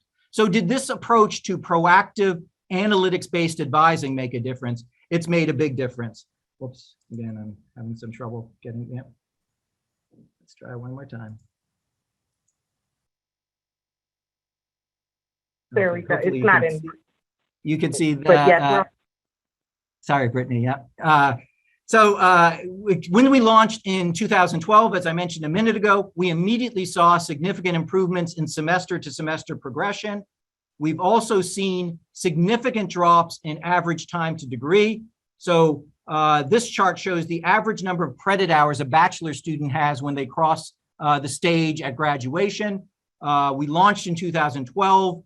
Every year since, you can see a steady march towards fewer and fewer credit hours. It's not that we've lessened any graduation requirements. The students are just meeting the graduation requirements more efficiently. We've in effect cut a full semester off the time it takes a Georgia State student to complete a degree. If you think that doesn't matter, sorry, it does. That's saving students about $21 million this past year's graduating class compared to the graduating class the year before we launched the platform, just from the fact that they're completing all their graduation requirements more efficiently. Brittany, are we now looking at the slide that says 21 million or not? No, we're still on the decline in time to degree. Okay, yep. Yeah, when the electricity went off, it kind of threw off my my charts as well. So we'll see if we can get this. So one last point about the predictive analytics and advising. We got a lot of support as we moved to this system a decade ago, but some of our faculty were oppositional. They feared what we were doing by moving to predictive analytics and advising was creating a system, as they put it, for moving students to easier majors. Their fear being, if we advise students by probabilities, all the students will take the easiest courses and pursue the easiest majors we have at Georgia State. Well, Georgia State may be one of the best test cases for that theory in the country, because we've been doing this for almost 10 years. We've had over 700,000 interventions with students over the time period. And here are the results. Over this time period, our fastest growing majors are computer science and biology. Nobody thinks those are among the easiest majors at Georgia State. And every year since we put this system in place, we've set new records for the number of STEM degrees awarded, with the biggest gains for students from so-called underserved backgrounds who nationally often underperform in STEM fields. What's interesting as we looked at the data is we haven't had a huge increase, for instance, in the number of Black males declaring STEM majors. What we've had is a huge decline in the number of Black males declaring STEM majors and then wiping out after a semester or two. We used to be perfectly happy to bring a low-income first-generation student in, allow them to declare pre-med and neuroscience as their major, and we would sit passively back as they struggled in calculus and organic chemistry. Now we have alerts going off 3 days into the semester, and students who might have gotten a D on the midterm, maybe it's a B minus, by the end of the semester it's a B plus final grade, and they're good to go for the next semester. So before we open it up to some questions and comments, let me just talk about a couple collective impacts that might result from the scaling of these type of programs across a whole student body. One impact, which we weren't anticipating, is it's changed the reputation of Georgia State. This was campus a couple years ago. You will recognize the gentleman on the far right if you're looking at the right screen. When Bill Gates came to campus, it wasn't because we invited him, he invited himself. He was doing a keynote on World Health in the Atlanta Convention Center across town from us. And a few weeks before, his people contact us and said, Bill's been reading about what you've been doing to use analytics and data to help students. Would you mind if he dropped by for a little while to learn more about what you were doing? And he was serious. He didn't meet the president. There was no ceremony. They snuck him in a back door. He spent almost 3 hours in a room where we talked about some of these issues. We had the EAB Navigate platform set up, which he got to play with, the chatbot and so forth. That's important for a campus like Georgia State to, here he's sitting with some of our first generation students that day, to be recognized for doing something that's, at least a little bit laudatory given our checkered moral past. The second result I will say is, we live in very fraught political times. There's very little that unites the political parties. But I will say that we've discovered at Georgia State that these approaches, data-based and informed approaches to improving student outcomes, especially for low-income students, it's a win-win circumstance. Whether you're all about social justice or all about workforce and a tax base and so forth, this is a positive. I've spoken now twice at the White House. That was under the Obama administration, and it was all about equity issues and so forth. But I was invited to testify before the US Senate. That was from the Republican side of the aisle, because they wanted to hear about, institutions using sound business practices to help more students graduate in an efficient way and so forth. So relish that reality, as this is a political win. It's also a financial win.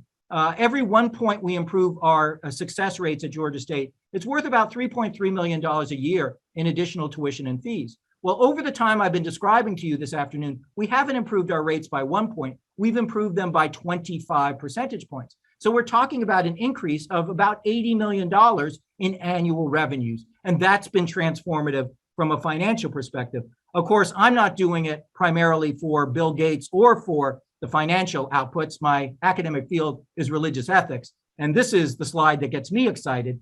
Despite the fact that over the last decade, we've doubled the number of low-income students we enroll, we've doubled the number of non-white students we enroll, our incoming SAT scores are down by 33 points.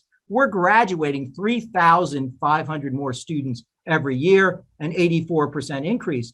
But the news is even better where you look at where the bigger gains have come from. We're up 84% overall, but over 120%, 180%, even 200% for our Black, our low-income, and our Hispanic students. Not because any one of these programs is targeted by race and ethnicity. You haven't heard me once mention this is a learning community just for our Pell students, or here's a micro grant just for our Hispanic students. All these programs are scaled across the whole student body. But when we did so, what we found is the students who benefited the most were the students who struggled the most under the old bureaucracy. These are students who, on average, don't tend to have parents who are professors and brothers and sisters who have gone to college before them. And they're the ones that get tripped up disproportionately by our bureaucracies. By helping the students navigate college at scale, we've been able to help students from underserved backgrounds at scale as well.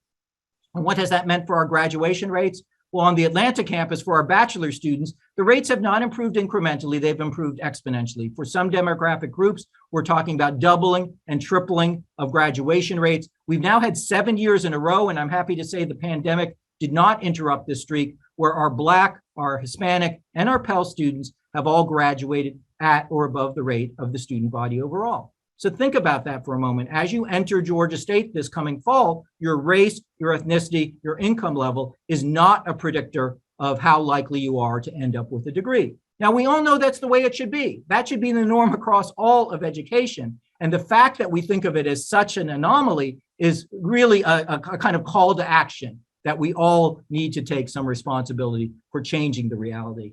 And this institution in the shadow of the Martin Luther King district that was segregated into the 1960s and still grossly underperforming for our students of color as recently a decade ago, now, and it's been 6 years in a row, confers more bachelor's degrees to African-American students than any other college or university in the United States. And isn't that a much more fitting tribute to this native son of Atlanta, whose geography we share here in downtown? The last couple slides. One is, okay, this worked at the Atlanta campus for our bachelor students. How have these same programs translated to the community college context? Well, it's still a work in progress. It's only 5 years old. We've been incrementally rolling out programs. The chatbot we just introduced at Perimeter College at scale this past fall. So we're not where we want to be or where we will be ultimately yet. But here are the results. In 6 years, we've almost quadrupled the IPEDS 3-year graduation rate for Perimeter College. And by the marker of whether a student is either graduating on time with an associate's degree or successfully transferring to a 4-year institution, the Perimeter's number is now 83% of the cohort. That puts Perimeter College in the top 20 community colleges in the nation, at least according to a study done by the Chronicle of Higher Education. And what's happened to the equity gaps at Perimeter College as we've rolled out the learning communities and the predictive analytics and so forth? Well, when consolidation was announced in 2015, it was all of the students were graduating at low rates, as you can see, but it was literally the case that white students were graduating at 2.5 times the rate of Black students. 5 years later, look at those numbers, that the equity gaps, all the rates are much, much higher, but the equity gaps are gone. So these kind of approaches, again, not necessarily targeted by demographic group, but scaled to benefit all students, can have a transformative effect upon the least well-served students currently. And, you know, sometimes I get questioned, okay, you're graduating 3,500 more students a year from the Atlanta campus. You know, are they learning anything? Is it doing them any good? And I just want to point out that by all the most respected measures, Brookings, Harvard, including Raj Chetty's study, US News and World Report, Georgia State now ranks among the top 1% of American colleges and universities when it comes to social mobility, moving students from the bottom quintile of Americans by annual household income as they matriculate to the upper half of Americans 15 years later. Last bit of word, and it is my last slide for you this afternoon, just some core lessons, that we are our own worst enemies, that we have to face the fact that the institutional systems, bureaucracies we create are part of the problem. They trip up students and lead to dropout rates. But more than that, when you understand these obstacles, they disproportionately disadvantage students from underserved backgrounds. So these institutional barriers are also significant sources of the equity gaps that are so prevalent across our campuses. Secondly, that we now have diagnostic powers, and you're working with a great team at EAB to diagnose specifically what are those obstacles, where can they be found, what are the problems that each campus is creating that are most impactful. And third, and most encouragingly, there are now evidence-based, scalable, positive ROI type programs to introduce. I talked about 4 of them with you this afternoon that can truly produce transformative results. So I'll end where I started by saying, I'm very proud of the work you're doing. It couldn't be more important, but recognize that you have more power than perhaps you give yourself credit for. That I came up, at least, in a generation of educational scholarship that showed that equity gaps begin very early in the life of a student. You can find equity gaps in studies looking at 8th grade math scores, 3rd grade reading scores. There are even definitive studies that show equity gaps starting as early as pre-K programs in educational systems. And while I'm not questioning any of that research, I will admit and confess that I interpreted it inappropriately and wrongly. I thought because the equity gap starts so early that by the time the students get to us at the post-secondary level, there's nothing we can do about it. And my last thought to you is recognize that that's a lie. It's a lie that there's nothing we can do about equity gaps. What Georgia State shows, what Georgia State has shown a second time with Permanent College, what we're working on with the National Institute right now is showing at scale, is that there are smart, evidence-based, data-informed approaches that can make a transformative difference for your students and allow you to finally deliver on the promises that you've been making to them and their families for a generation. So thanks again for the work you do, and thanks for your attention. Stop sharing my screen. Thank you so much for that, Tim. That was so encouraging, so enlightening. So we have a few questions in the chat, and I'll just start from the beginning. Thank you, Nate, for raising your hand. What I'll do is I'll take a question from the chat, and then I'll take a hand, and I'll go that way. So you all can either put your questions in chat or come off mute and say them. One of the first questions we got from Tammy. And Tammy, I know you asked another question. Would you like to come off mute, or do you want me to read these for you? I'm not certain if you can hear me or not. We can. I can hear you. You're good. Okay. So I apologize because it was way back. But we were talking about underrepresented minority students, and I believe it was a 74%. And Dr. Rennick, you had commented on 40% of that 74% were African-American students. But I was curious to know the composition of the total 74%. I didn't know if you had the percentages for other ethnic groups. I do. So about 40% are African-American, maybe another 20% are Hispanic and Latinx. We've got a large population of students who now self-identify as mixed race. That's our fastest growing population at Georgia State. I would include some of our Asian students in the group as well, because the reality is the vast majority of our Asian and Asian American students are low income. So these are not the sons and daughters of engineers. These are recent immigrants to the Atlanta community who are often working blue collar jobs and sending their sons and daughters to Georgia State. So it would be some combination of those groups. Great, that's precisely what I wanted to hear. Thank you. Thank you so much for that, Nate. Hi, Dr. Rennick. I really enjoyed your presentation. I heard you speak about 8 years ago at another university, and I thought, well, in like a month, we're going to see this in action. He's here to speak, and so obviously we're going to get going on it. And that didn't happen. I was wondering what your thoughts are. What's the barrier to other institutions implementing this? Is it skepticism? Is it cost? Is it faculty pushback? Is it all of those things? All of the above, but I want to be encouraging here. I think there are very few benefits to the pandemic that we find ourselves in, and hopefully maybe a light at the end of the tunnel. But one benefit is more and more institutions are recognizing the need to move in this direction. We had one advantage at Georgia State during the pandemic. Our students were hit very hard, especially given the number of working class and low income students we enroll.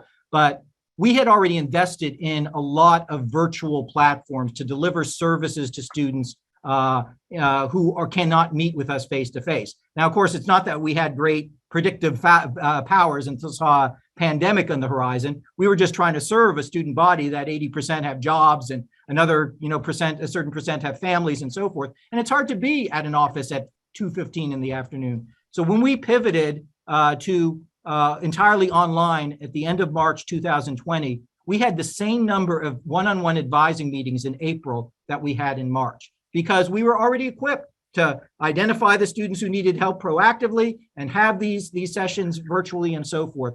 So I think that one benefit has been, there has been some greater awakening to the need to begin to move to ways to serve students more seamlessly and be less beholden to students self-identifying and walking into an office.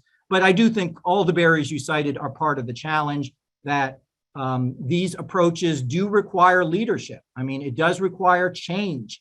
What we did at Georgia State just to change our advising system from one that was decentralized and basically controlled by different colleges and deans to one where we could systematically interact with students and train advisors in a common way and so forth, was a really heavy lift.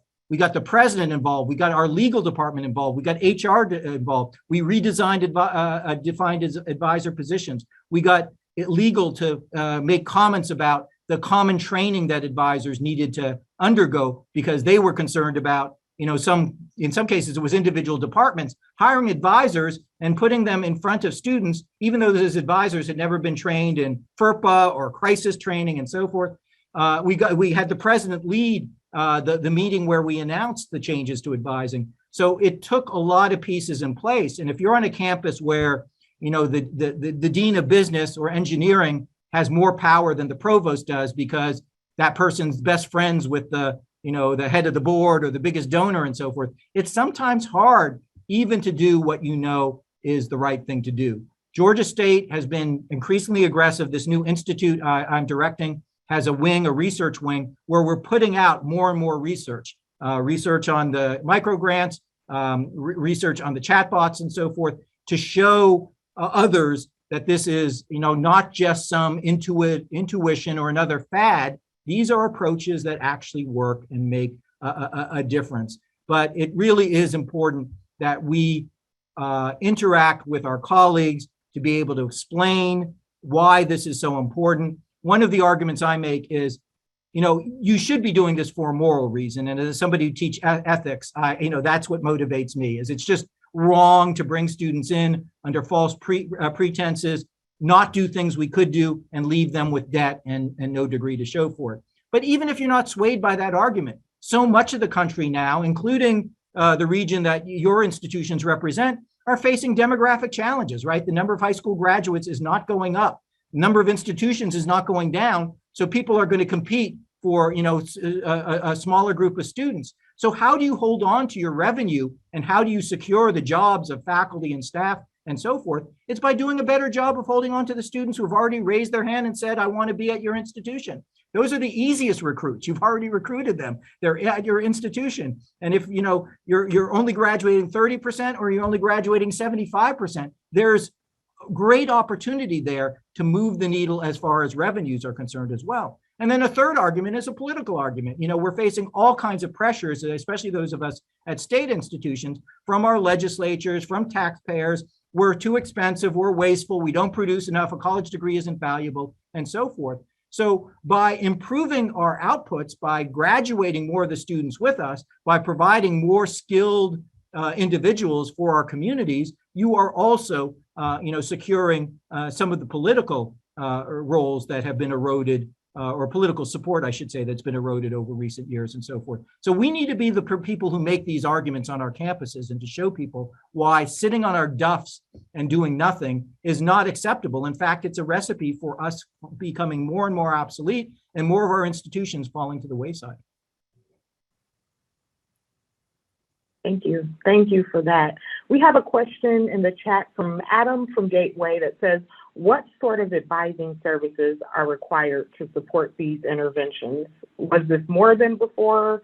And were organizational changes required? Which you kind of answered that. So it seems like more of what sort of advising services are required to support these interventions? Yeah, great question. So what I'd say first is, sometimes I'm working with campuses that say, well, we don't have enough advisors to really justify, using data and analytics to look at early alerts.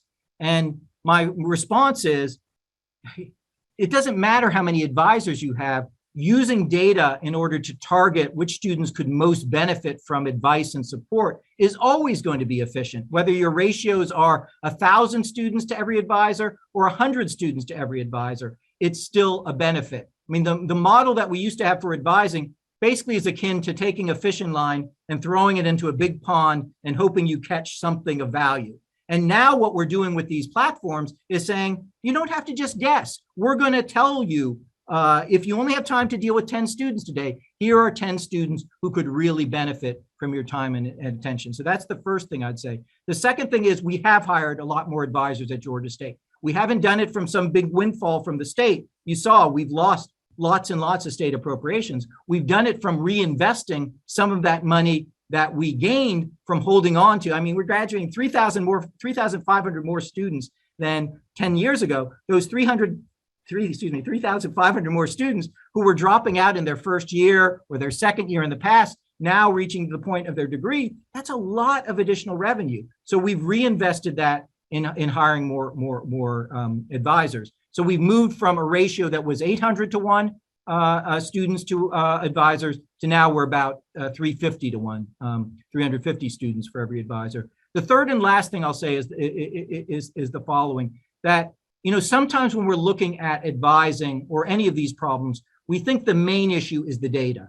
And what I'll say to you is the data and getting good data is the easiest thing to accomplish. One, you have good partners in EAB who will help you a lot in that regard. But more than that, the amount we spend for the data we use in advising is, a couple $100,000 a year, which now might sound like a lot, but we're also 54,000 students at Georgia State. What has cost us a lot more than the data is, secondly, coming up with a system to make the data matter.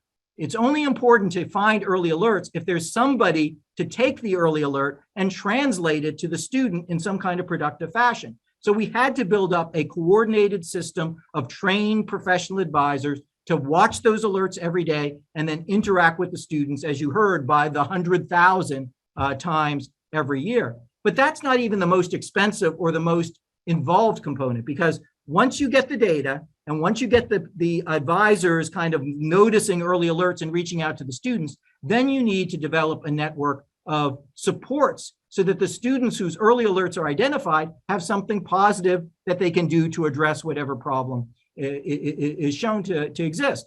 Doesn't do any student good. It doesn't do a student good to say, oh, you're struggling in microeconomics in week 3. Good luck. Hope it goes better in the rest of the semester. You have to say you're struggling in microeconomics in week 3.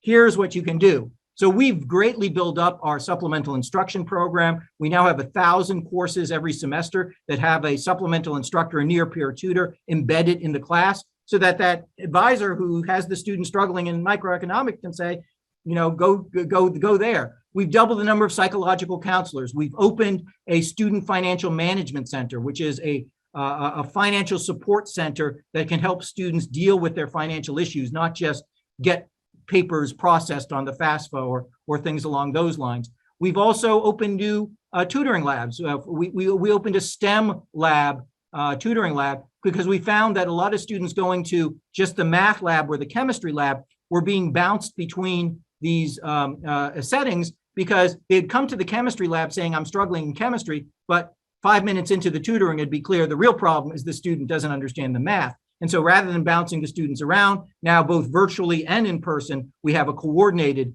STEM lab. So you think that the issue is the data. The data is relatively simple to resolve. The question is what you do with the data, how you have it impact the students, and what kind of supports you can deliver to the students once the problems are identified. Love that. Thank you. Okay, we're going to take about one more question. So the most recent is, please, can you share the contributions, if any, that instructors made to help reduce the DFW grades?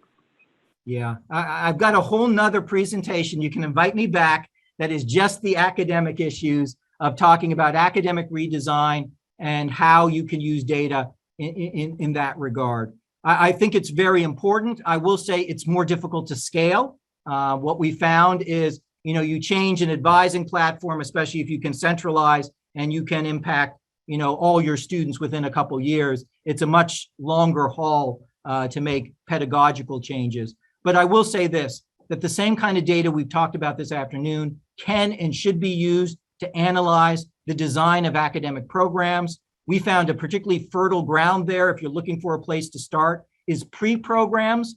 A lot of our 1 and 2 year pre-programs, pre-business, pre-nursing, pre-journalism, and so forth, are designed with the best of intention by faculty, typically to winnow out the students who are less accomplished and end up kind of rewarding the students who are most likely to succeed. But we found the way they were designed was often very dismissive of the academic prospects of the students who were left behind.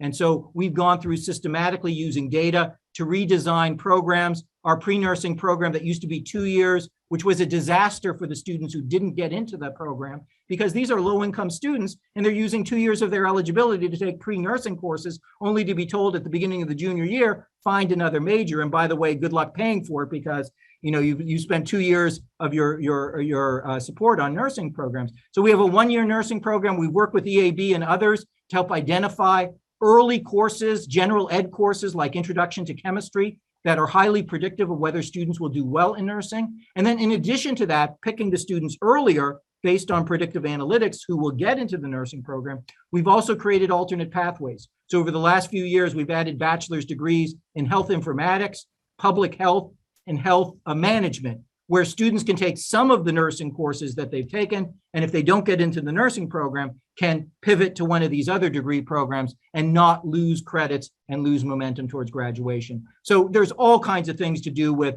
pedagogy redesign. We've changed all our introductory math courses to adaptive learning and been able to reduce the DFW rates in those classes by about 25 to 30% and so forth. So lots that can be done in that space as well.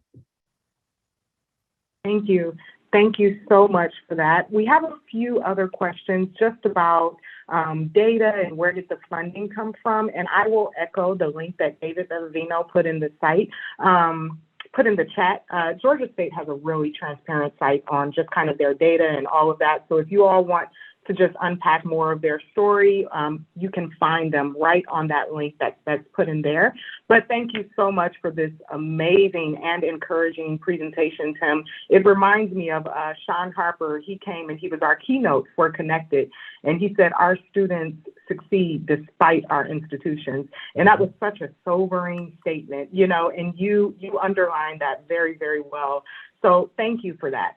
At this moment, we want to move into a break. If you are on one of those best practice teams, if you are a team leader or a team member, either on hold reform, retention grants, transfer pathways, or coordinated care network, we ask that you all please stay on the line. We will sort you into best practices.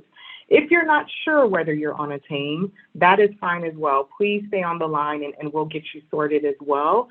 We will also host a general inquiry breakout. And so this is just if you have any general questions, if you want to understand how you can integrate with the current best practice teams, I will hold that one as well. Now, for any other stakeholders on the line, we are happy to give you this time back into your day. If you don't want to really listen to specific strategy about the best practice teams, or if you don't have any other general questions, you all can hop off at this time. We will have this recording and all materials in follow-up. Yes, Jamie, yes, you should. Yes, you should. And you all put that in the chat or let us know if you all have any questions. Just a few things before we jump into breakouts. Remember that the goal of each of these sessions will be so you can understand the current strategy and research around your proven practice, so you can pick the brains of those stakeholders who will be leading it, really, really good subject matter who will be serving in these breakouts today. And we want you all to leave with ideas and inspiration. So one thing to note is please assign or designate a note taker from each institution. We will not record the breakouts. So make sure that you all have a designated note taker for any inspiration or any ideas that you all get from there. So with that, we will go ahead and launch the breakout.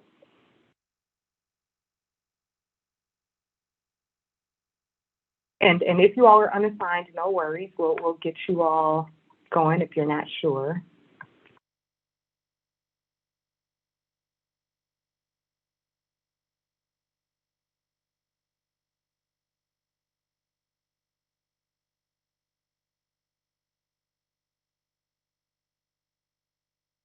Okay. So are there any stakeholders, yes, in the main room who would like to get moved to a breakout? You can chat it in, you can raise your hand, you can come off mute. Any stakeholders want to get moved? Yes, I got you. Andre Ward here. I don't see the listing of the breakouts. Mm-hmm. So if you could kind of share, I'm at the governance level. So I'm board level. you might even suggest which one might be appropriate for me as well. I think general inquiry may be best, but we do have hold reform, retention grants, and transfer pathways, just if you wanted to hear about their strategy or anything. But I think they'll be really in the weeds, kind of, so I'm not sure. So you said general? Yes, and that will be just staying right here, and I'll be able to answer any questions that you may have. Okay. All right, great. I'll just stay here. Okay. This is Grady Thomas with Miami University, and I'd like to be put over wherever Tom Hale from Cincinnati State goes. Just put me with that group, please. Coordinated care.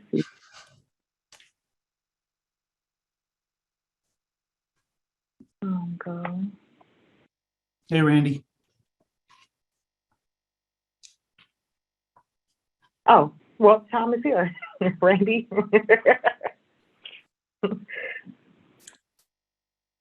Did you want to move me to coordinated care, or do you want me to stay here?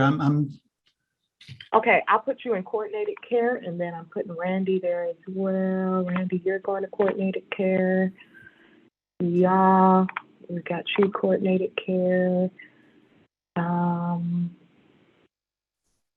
Folder form 8, I see you.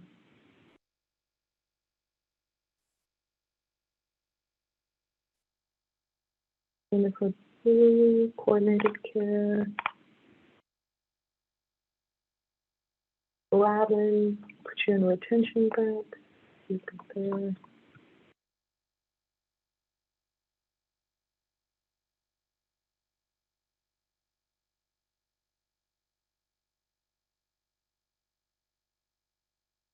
Anyone else on the line that I haven't placed yet?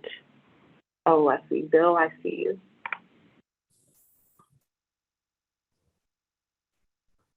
Coordinated care, if possible, Brittany. This is Bob Alston from NKU. Got you, Bob. Michael.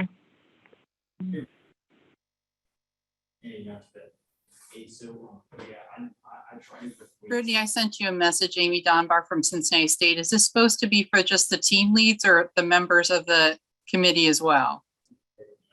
The members as well, Amy. I'm supposed to be for the team. I'll put you in transfer pack. Thank you. One of the switches on the right-hand side that is normally Dr. Kurt.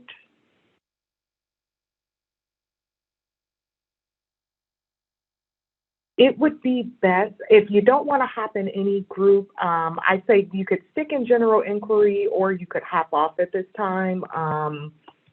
Because not much high level, conversation may be happening, from this point on, because it'll be super strategy based. So, show.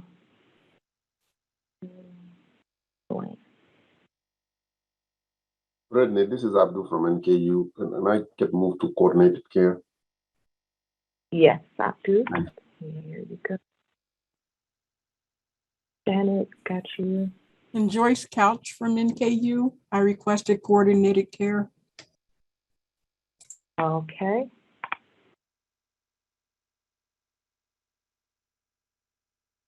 Yes, Lisa.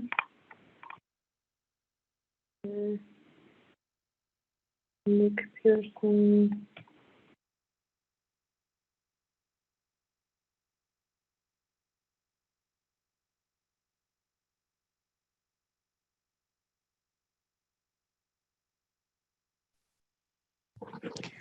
Brittany, this is Jessie. If you want to go ahead and answer any sort of general inquiry questions or share anything with the group, everyone can continue to put things in the chat, and I'll handle getting anyone else sorted to where they need to go.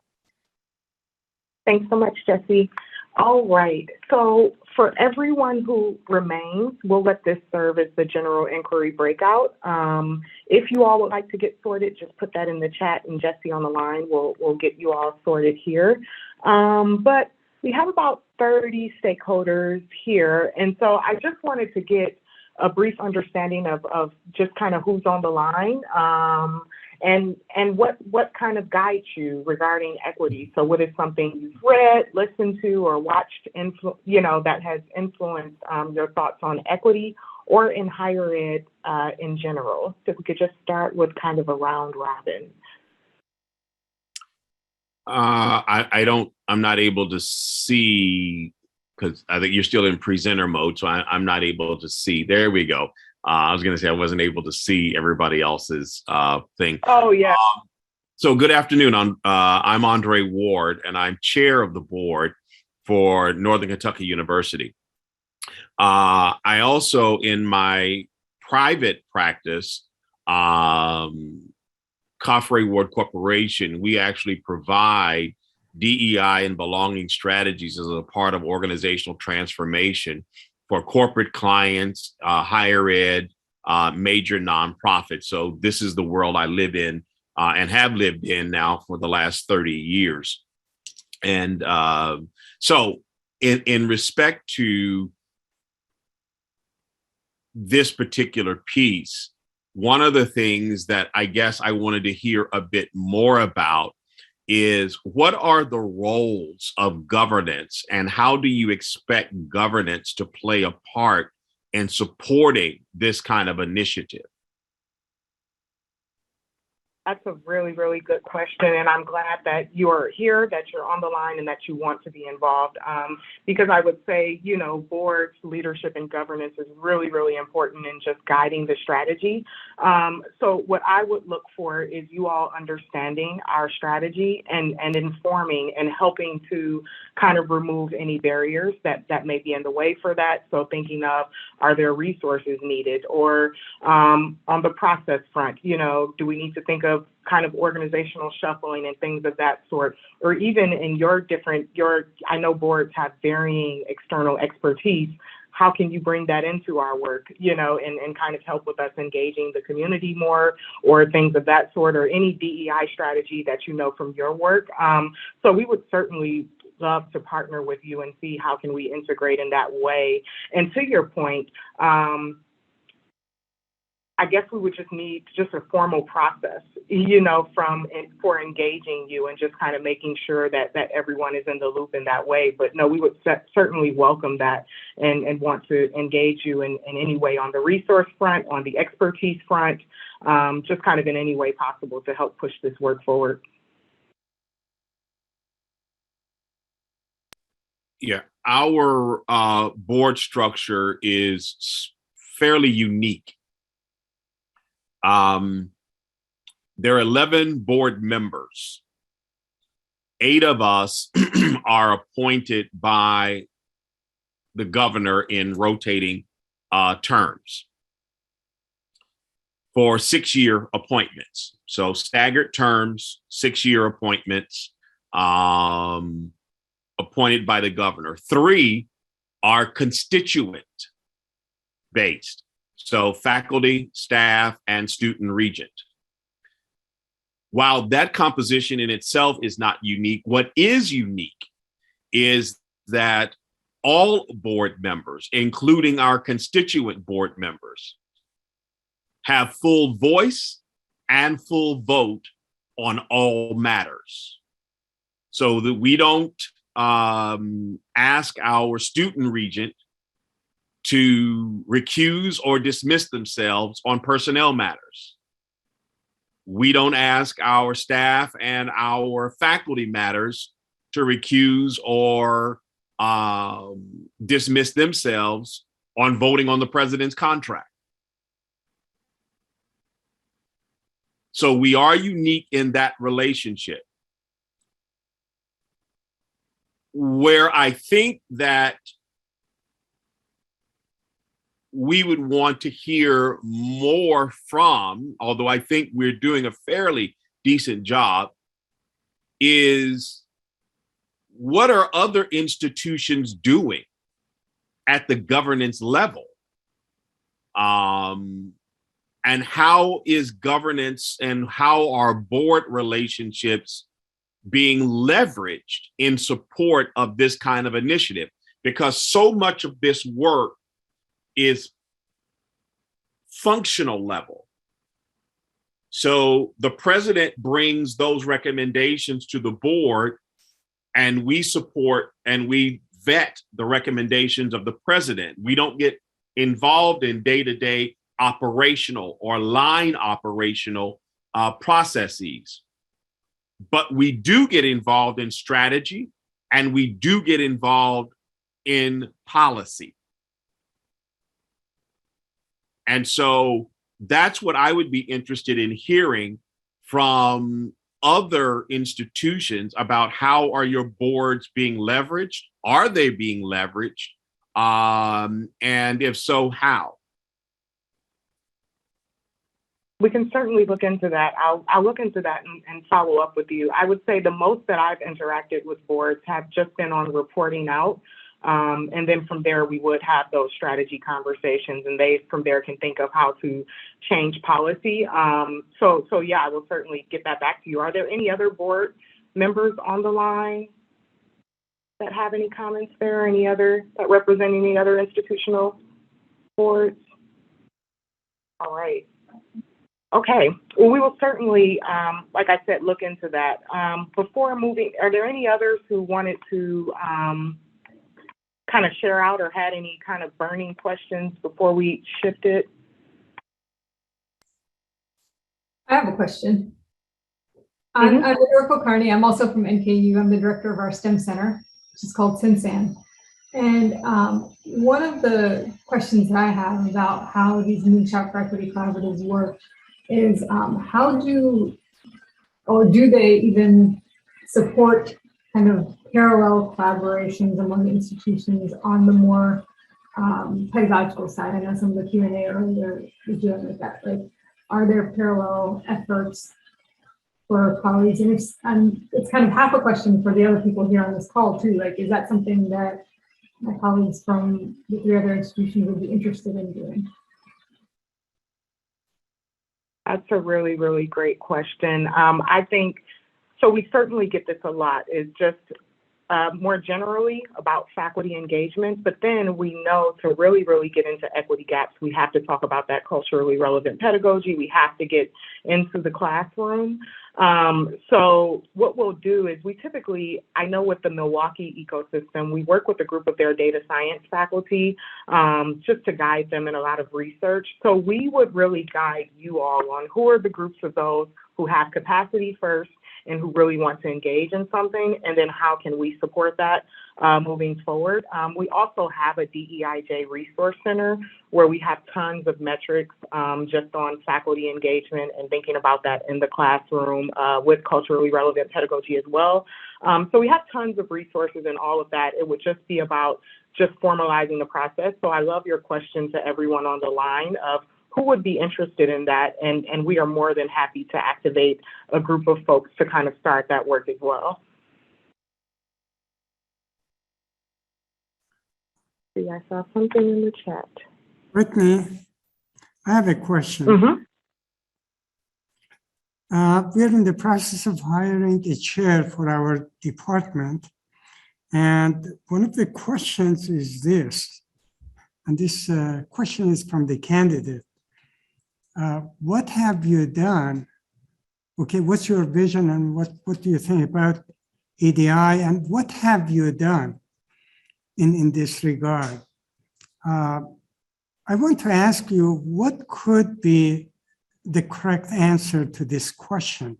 What is it that this chair candidate should have done to have merited, I guess, this quality of paying attention to EDI and has done something about it?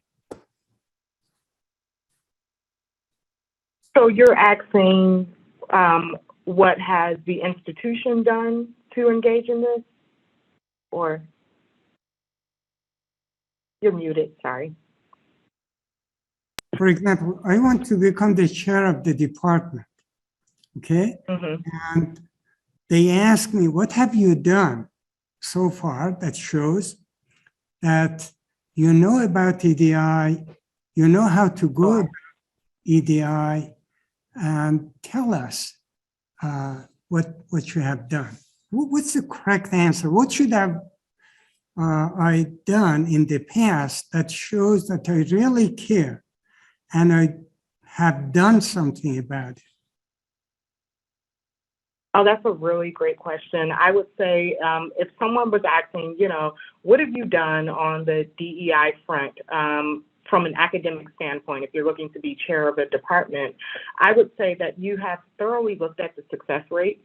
You've disaggregated that data, and you've learned, you have proposed solutions based on that insight. In addition to kind of really unpacking the data, it's marrying that qualitative data to it as well. So I'm never opposed to, I've held a faculty focus group, I've held a student focus group. I learned this, to kind of complement that data and things of that sort.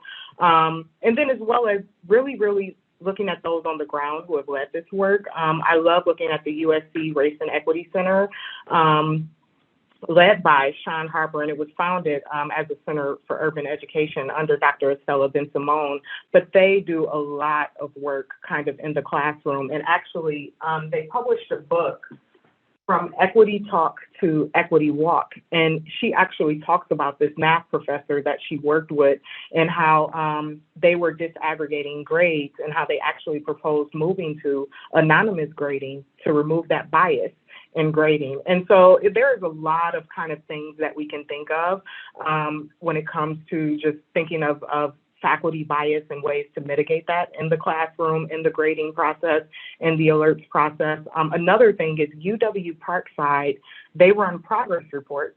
And what they noticed is that their Black and Hispanic students were getting a disproportionate number of alerts. And so it begs the question, is there a bias happening? Whenever there's a STEM course, we get a lot of alerts for our historically minoritized students, and what is happening here and how can we mitigate that and think ahead of that? And so they started, they brought in Sean Harper, they had a conversation about talking about race, and they used that to kind of guide this conversation. And it was a really fruitful conversation. There wasn't defensiveness. Faculty didn't feel like they were being penalized for what was happening in their classroom or anything, but we were able to kind of look at this as a structural issue that is impacting our students. How do we, come against that? So I think there are tons of ways, but the first step would be just really unpacking the data and sitting back and thinking of what is the impact, and also capturing those ripple effects as well of it. Well, thank you so much. Appreciate it. Yes. So I wanted to kind of, we have a few things prepared. And so we know that we have these best practice teams. And I wanted us to think of how could we support these best practice teams, but also in what ways can we get involved outside of the best practice teams, which is what you all already started with. So I'm completely open to, if you all know a way that you want to integrate and you want to propose that, this innovation is what really closes those equity gaps. And we heard that from Tim as well.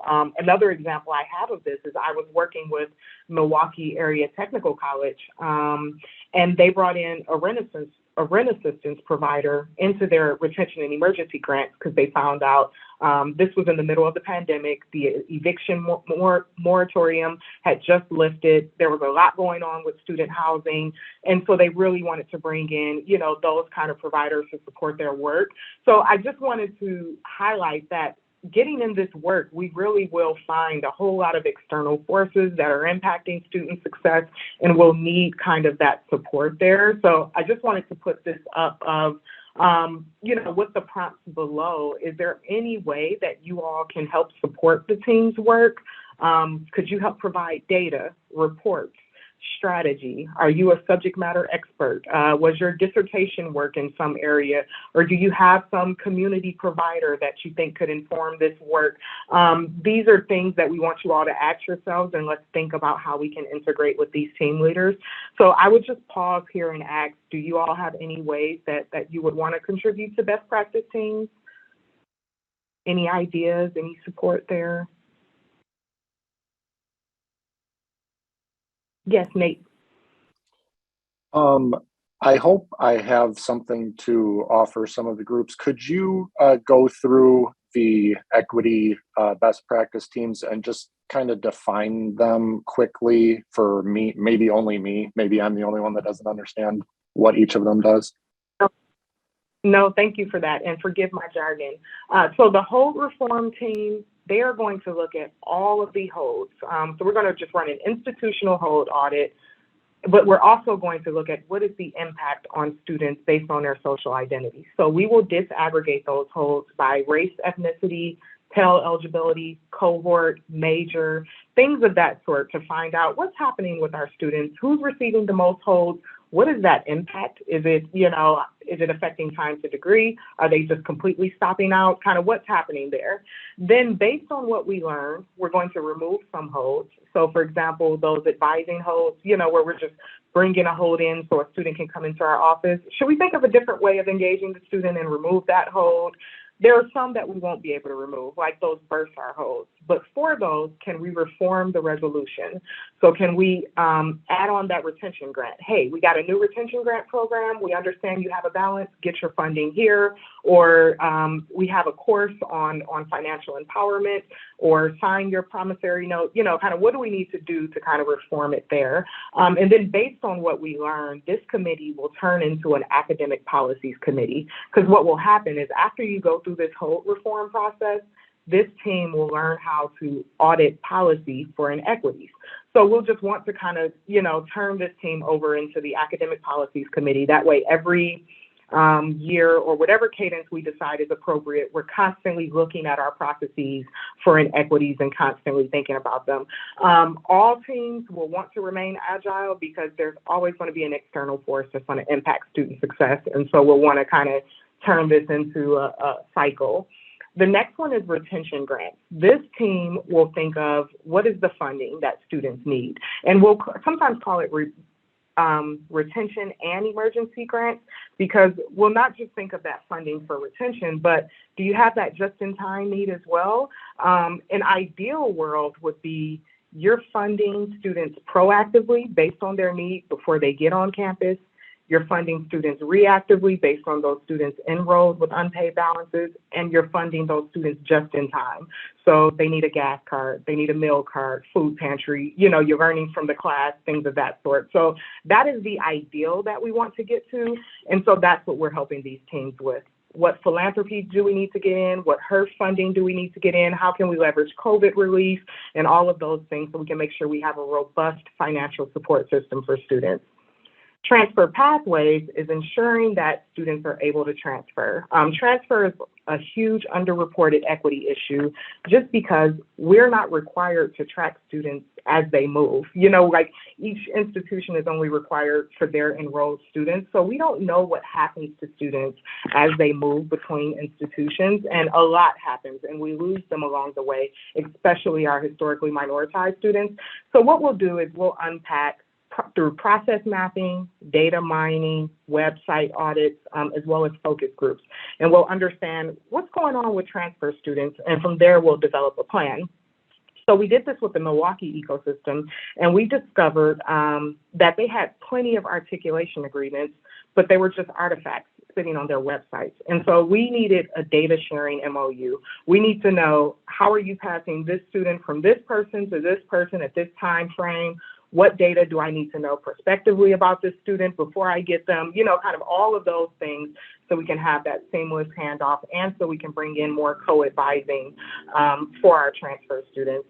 And then last is that coordinated care network. And this is really what Tim Rennick talked about, is just coordinating in a way using the technology as well, where we are preserving the student's story. We have those predictors on the students, kind of everything in one place that is easily accessible, all within the guidelines of FERPA, of course, but making sure that we're spanning boundaries. So, we don't have to go from one office to another, and students are just kind of having to go through a lot of trauma and bureaucracy just to get things done. So that will be the purpose of that one. So those are the 4 that we are starting with.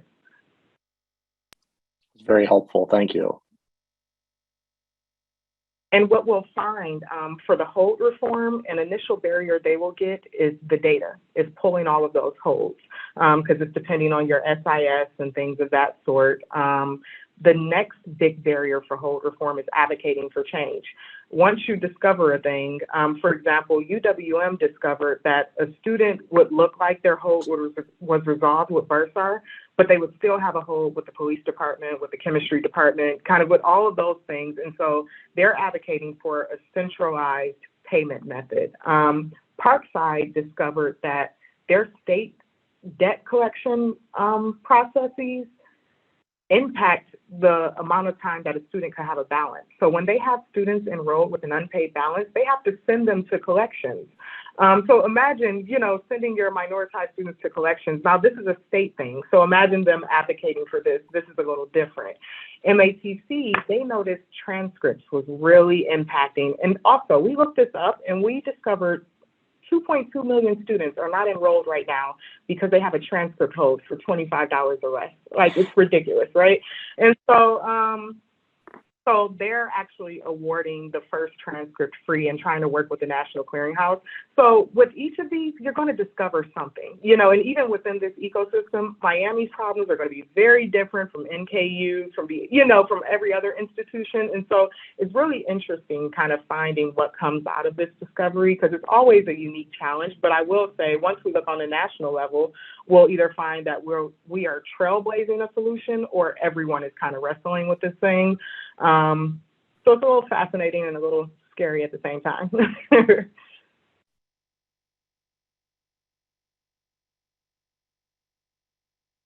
Any other question? Nate, you went off.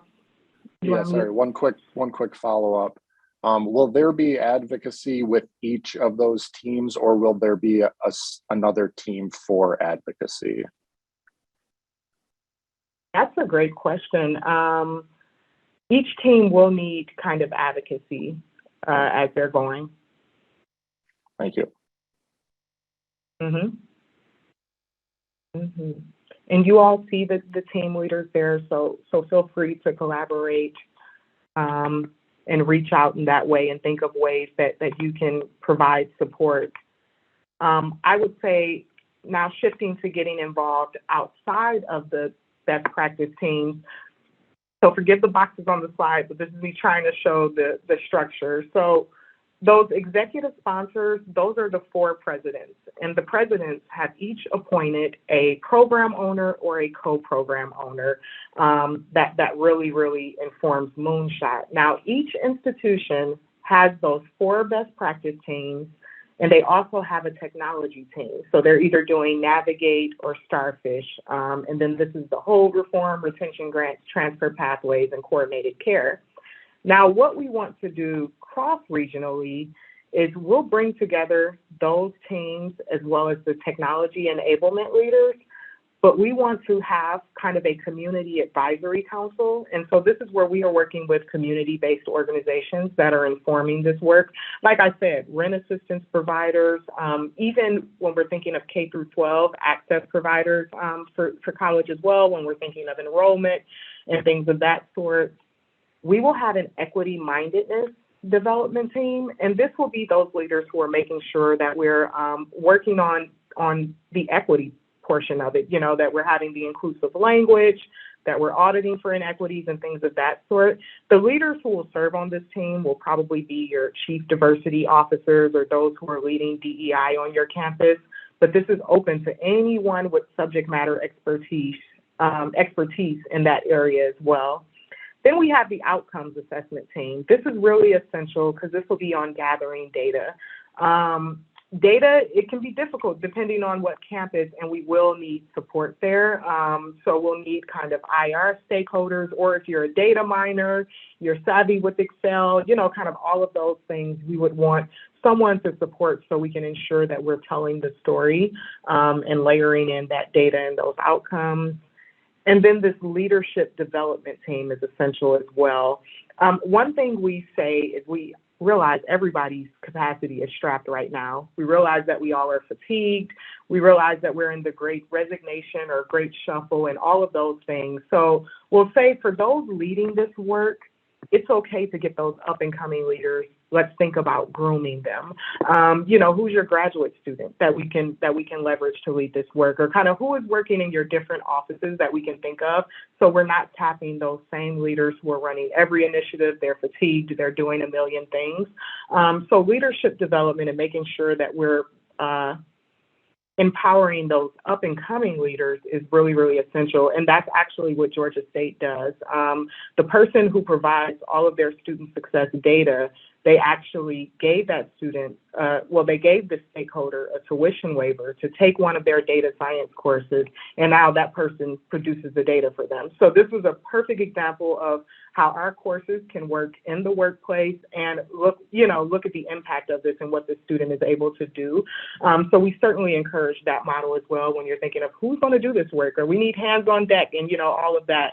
Let's think of those emerging leaders and how we can elevate them there. So here I will pause on, these will kind of be the activities outside of the best practice teams.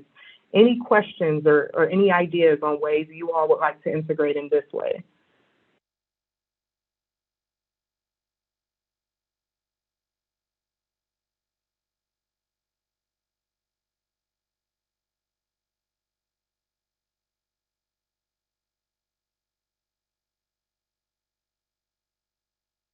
Your hand? Oh, no. Okay.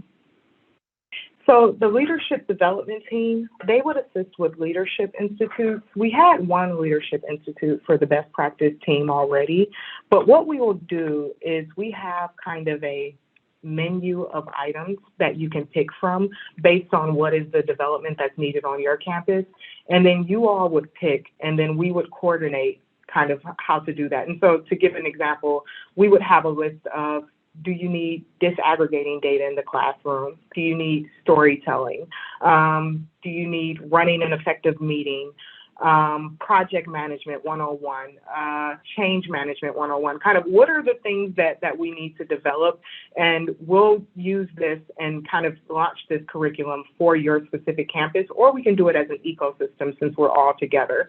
But that will be, it'll come out of need, because again, I don't want us just checking boxes or doing the thing for the sake of doing it. So I would have you all tell me what stakeholders need what training, and we would build it from there. But we do have a list, kind of a pre-populated list of different things.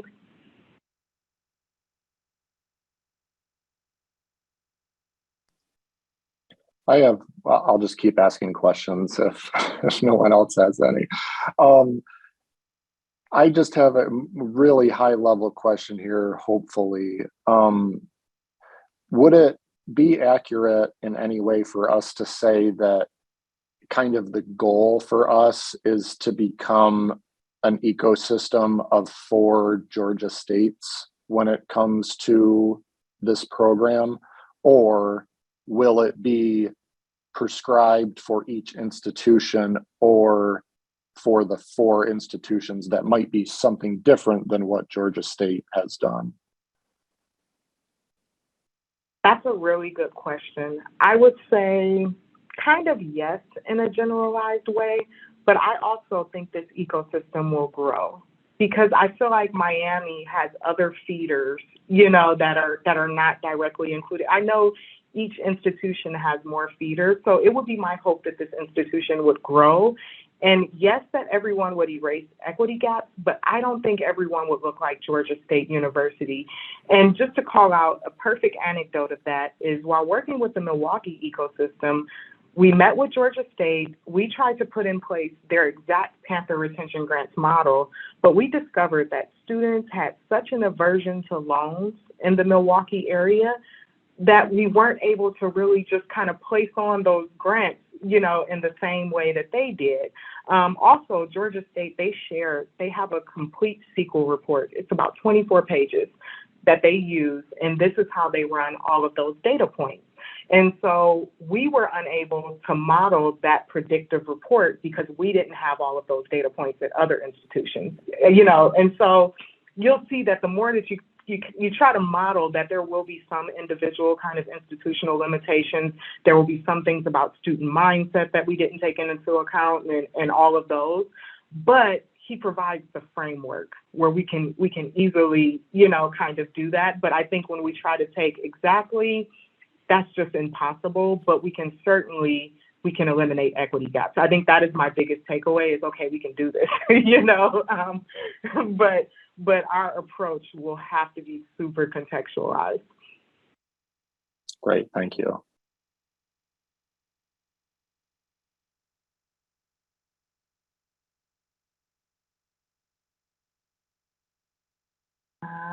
We have about a few minutes, so let me just show you. We have some kind of resources and things if you all just want to unpack more. We have a video of the press conference that was done in the greater Cincinnati, Northern Kentucky region when you all first announced. We have the 15 best practices. We have a web page for that. If you all just want to review kind of what are they and where we got them from. We also have an ecosystem that is a year and a half into this. So if you want to see kind of what does this look like a year later, I'm happy to kind of partner you all with those stakeholders from Milwaukee. We also have a bunch of testimonials and different webinars that they gave as well. So know that we have resources out there. You all also can contact me if you need anything or have any questions there. And we have about 5 more minutes. Let's see. We have these discussion questions, which we were pretty much already asked. One is, how would you all like to stay up to date on Moonshot's progress? So one thing we do, we ask each institution to create a microsite, and we do have monthly newsletters. In addition to that, were you all aware of that? I'm sure probably not this early on, but were you aware, are there any other ways that you want to really stay in the know?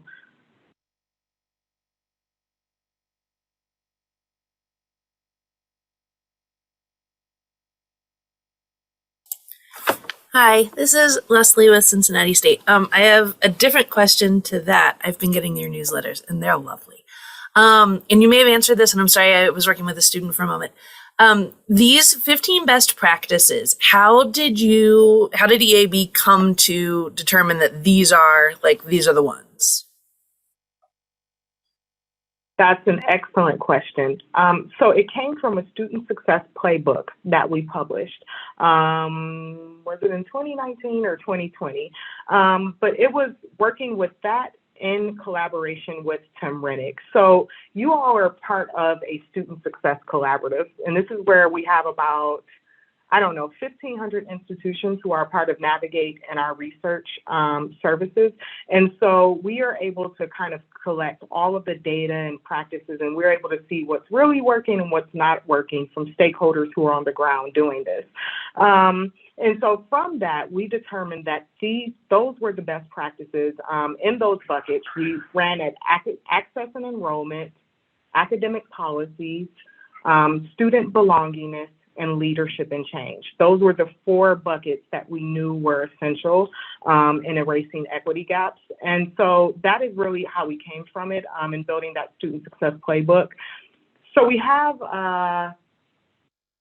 I was trying to think if I have sources on it. I guess I could just send you that playbook after that whole correspondence, and that could kind of work on it. But EAB has an entire research arm. So we're comprised of research and tech. And so our research side of the house does all of that on what's working, what's not working.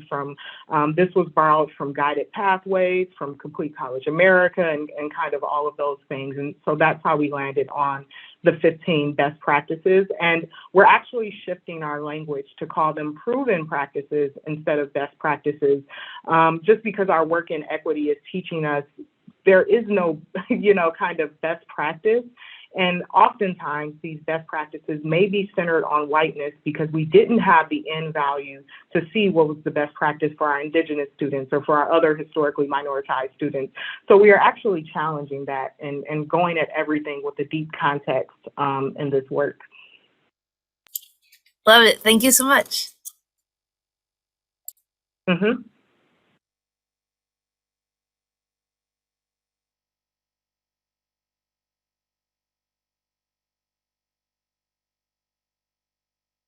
Any last questions, thoughts, feedback?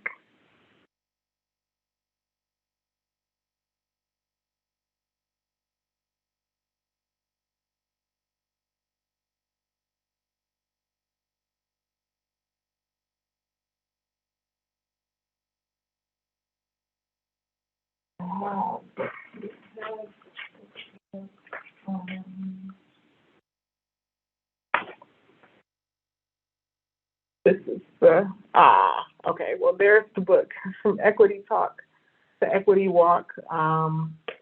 This is just kind of a good practical, it's not the lofty what we should, but it's just practical things that we can do in our day-to-day lives as practitioners, to really kind of see that needle move. So I really appreciate that book.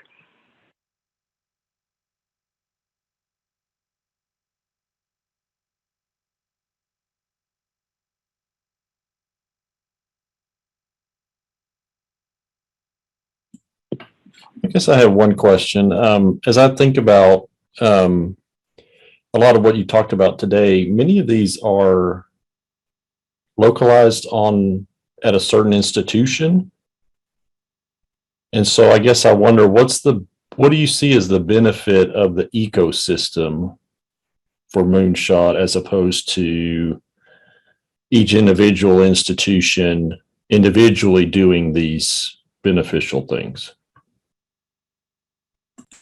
Really good question, John. So you really see the beauty when you do the systems thinking, when you constantly go between the forest and the trees. And so on the individual level, you're right, that each practice will look slightly different based on institutional context. But on the ecosystem level, we see the power come from, as an ecosystem, you all can share resources. You all can share data to advocate for change. So something we saw happen in Milwaukee is one person was able to up their bursar threshold and another person wasn't. One institution got impact and the other didn't. So when we put kind of all of those numbers on the slide, it was like, see what happens when you do this? And so, you can kind of use other folks' data to advocate for change in a way. And so we see that happening a lot.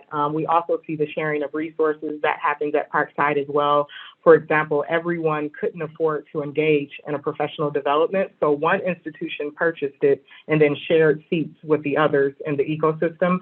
And so there are many ways that we kind of see power coming from the ecosystem. But you're right, there's the individual and there's the system, and they both kind of have advantages. Okay, I think all breakouts are back. Thank you all so much for participating and engaging throughout the day. I would love to hear from a few stakeholders. So would anyone like to raise your hand and tell me how your breakout went?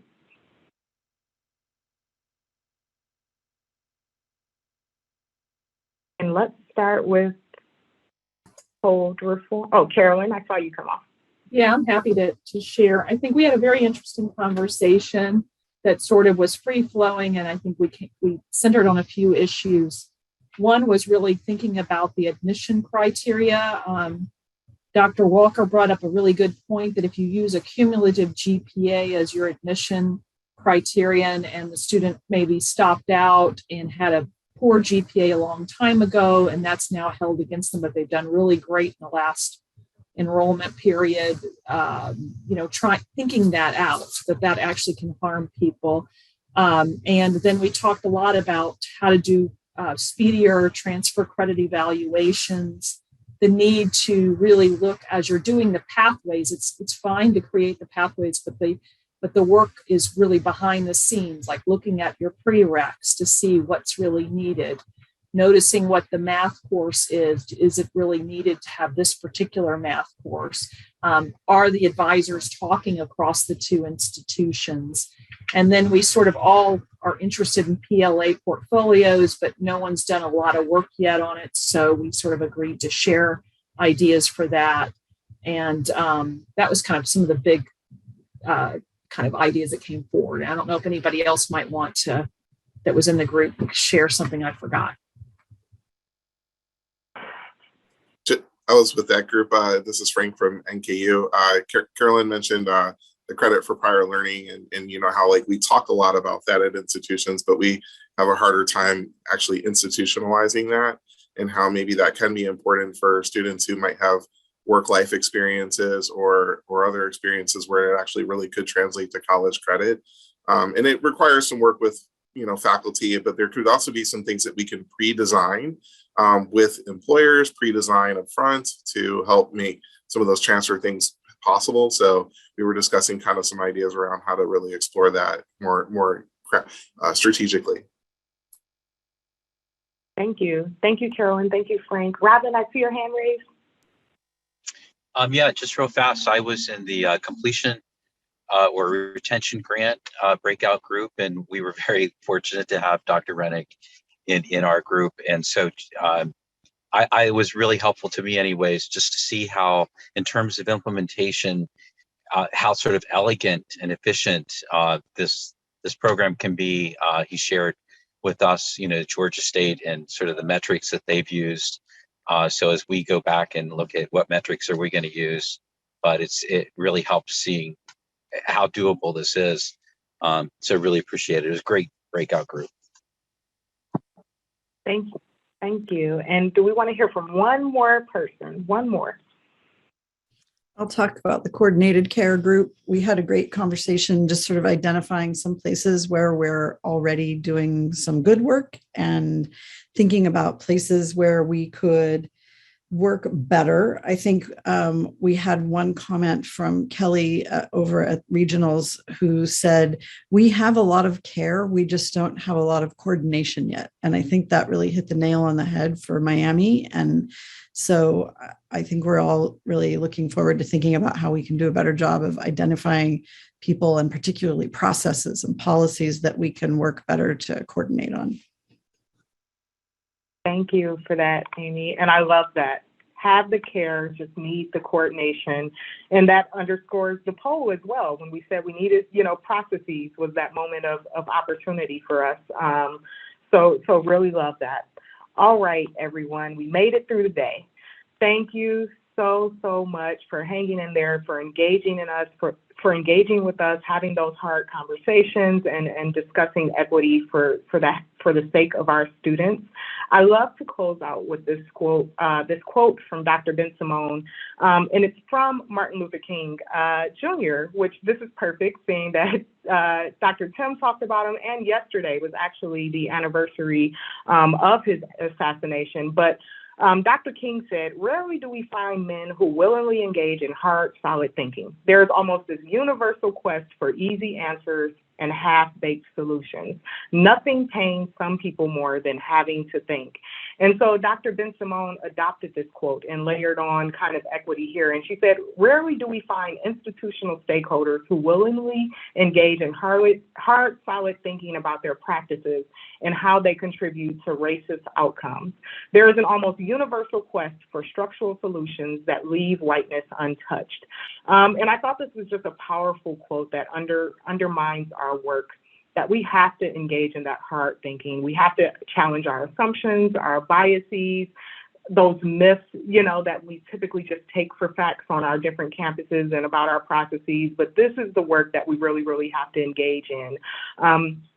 So really, I just want to thank you all for leading in this work, for volunteering to trailblaze. I look forward to finding what we're going to discover and the changes that we're going to implement. With that, we have an evaluation in the chat. We ask that you all please complete that. And we also have a poll that we're going to run right now. We would love to get your feedback on today's session and how you think it went. We can launch that poll. And then please remember, if you have any qualitative feedback, we have an eval in the chat for you all to complete. And we will send the recording in follow-up.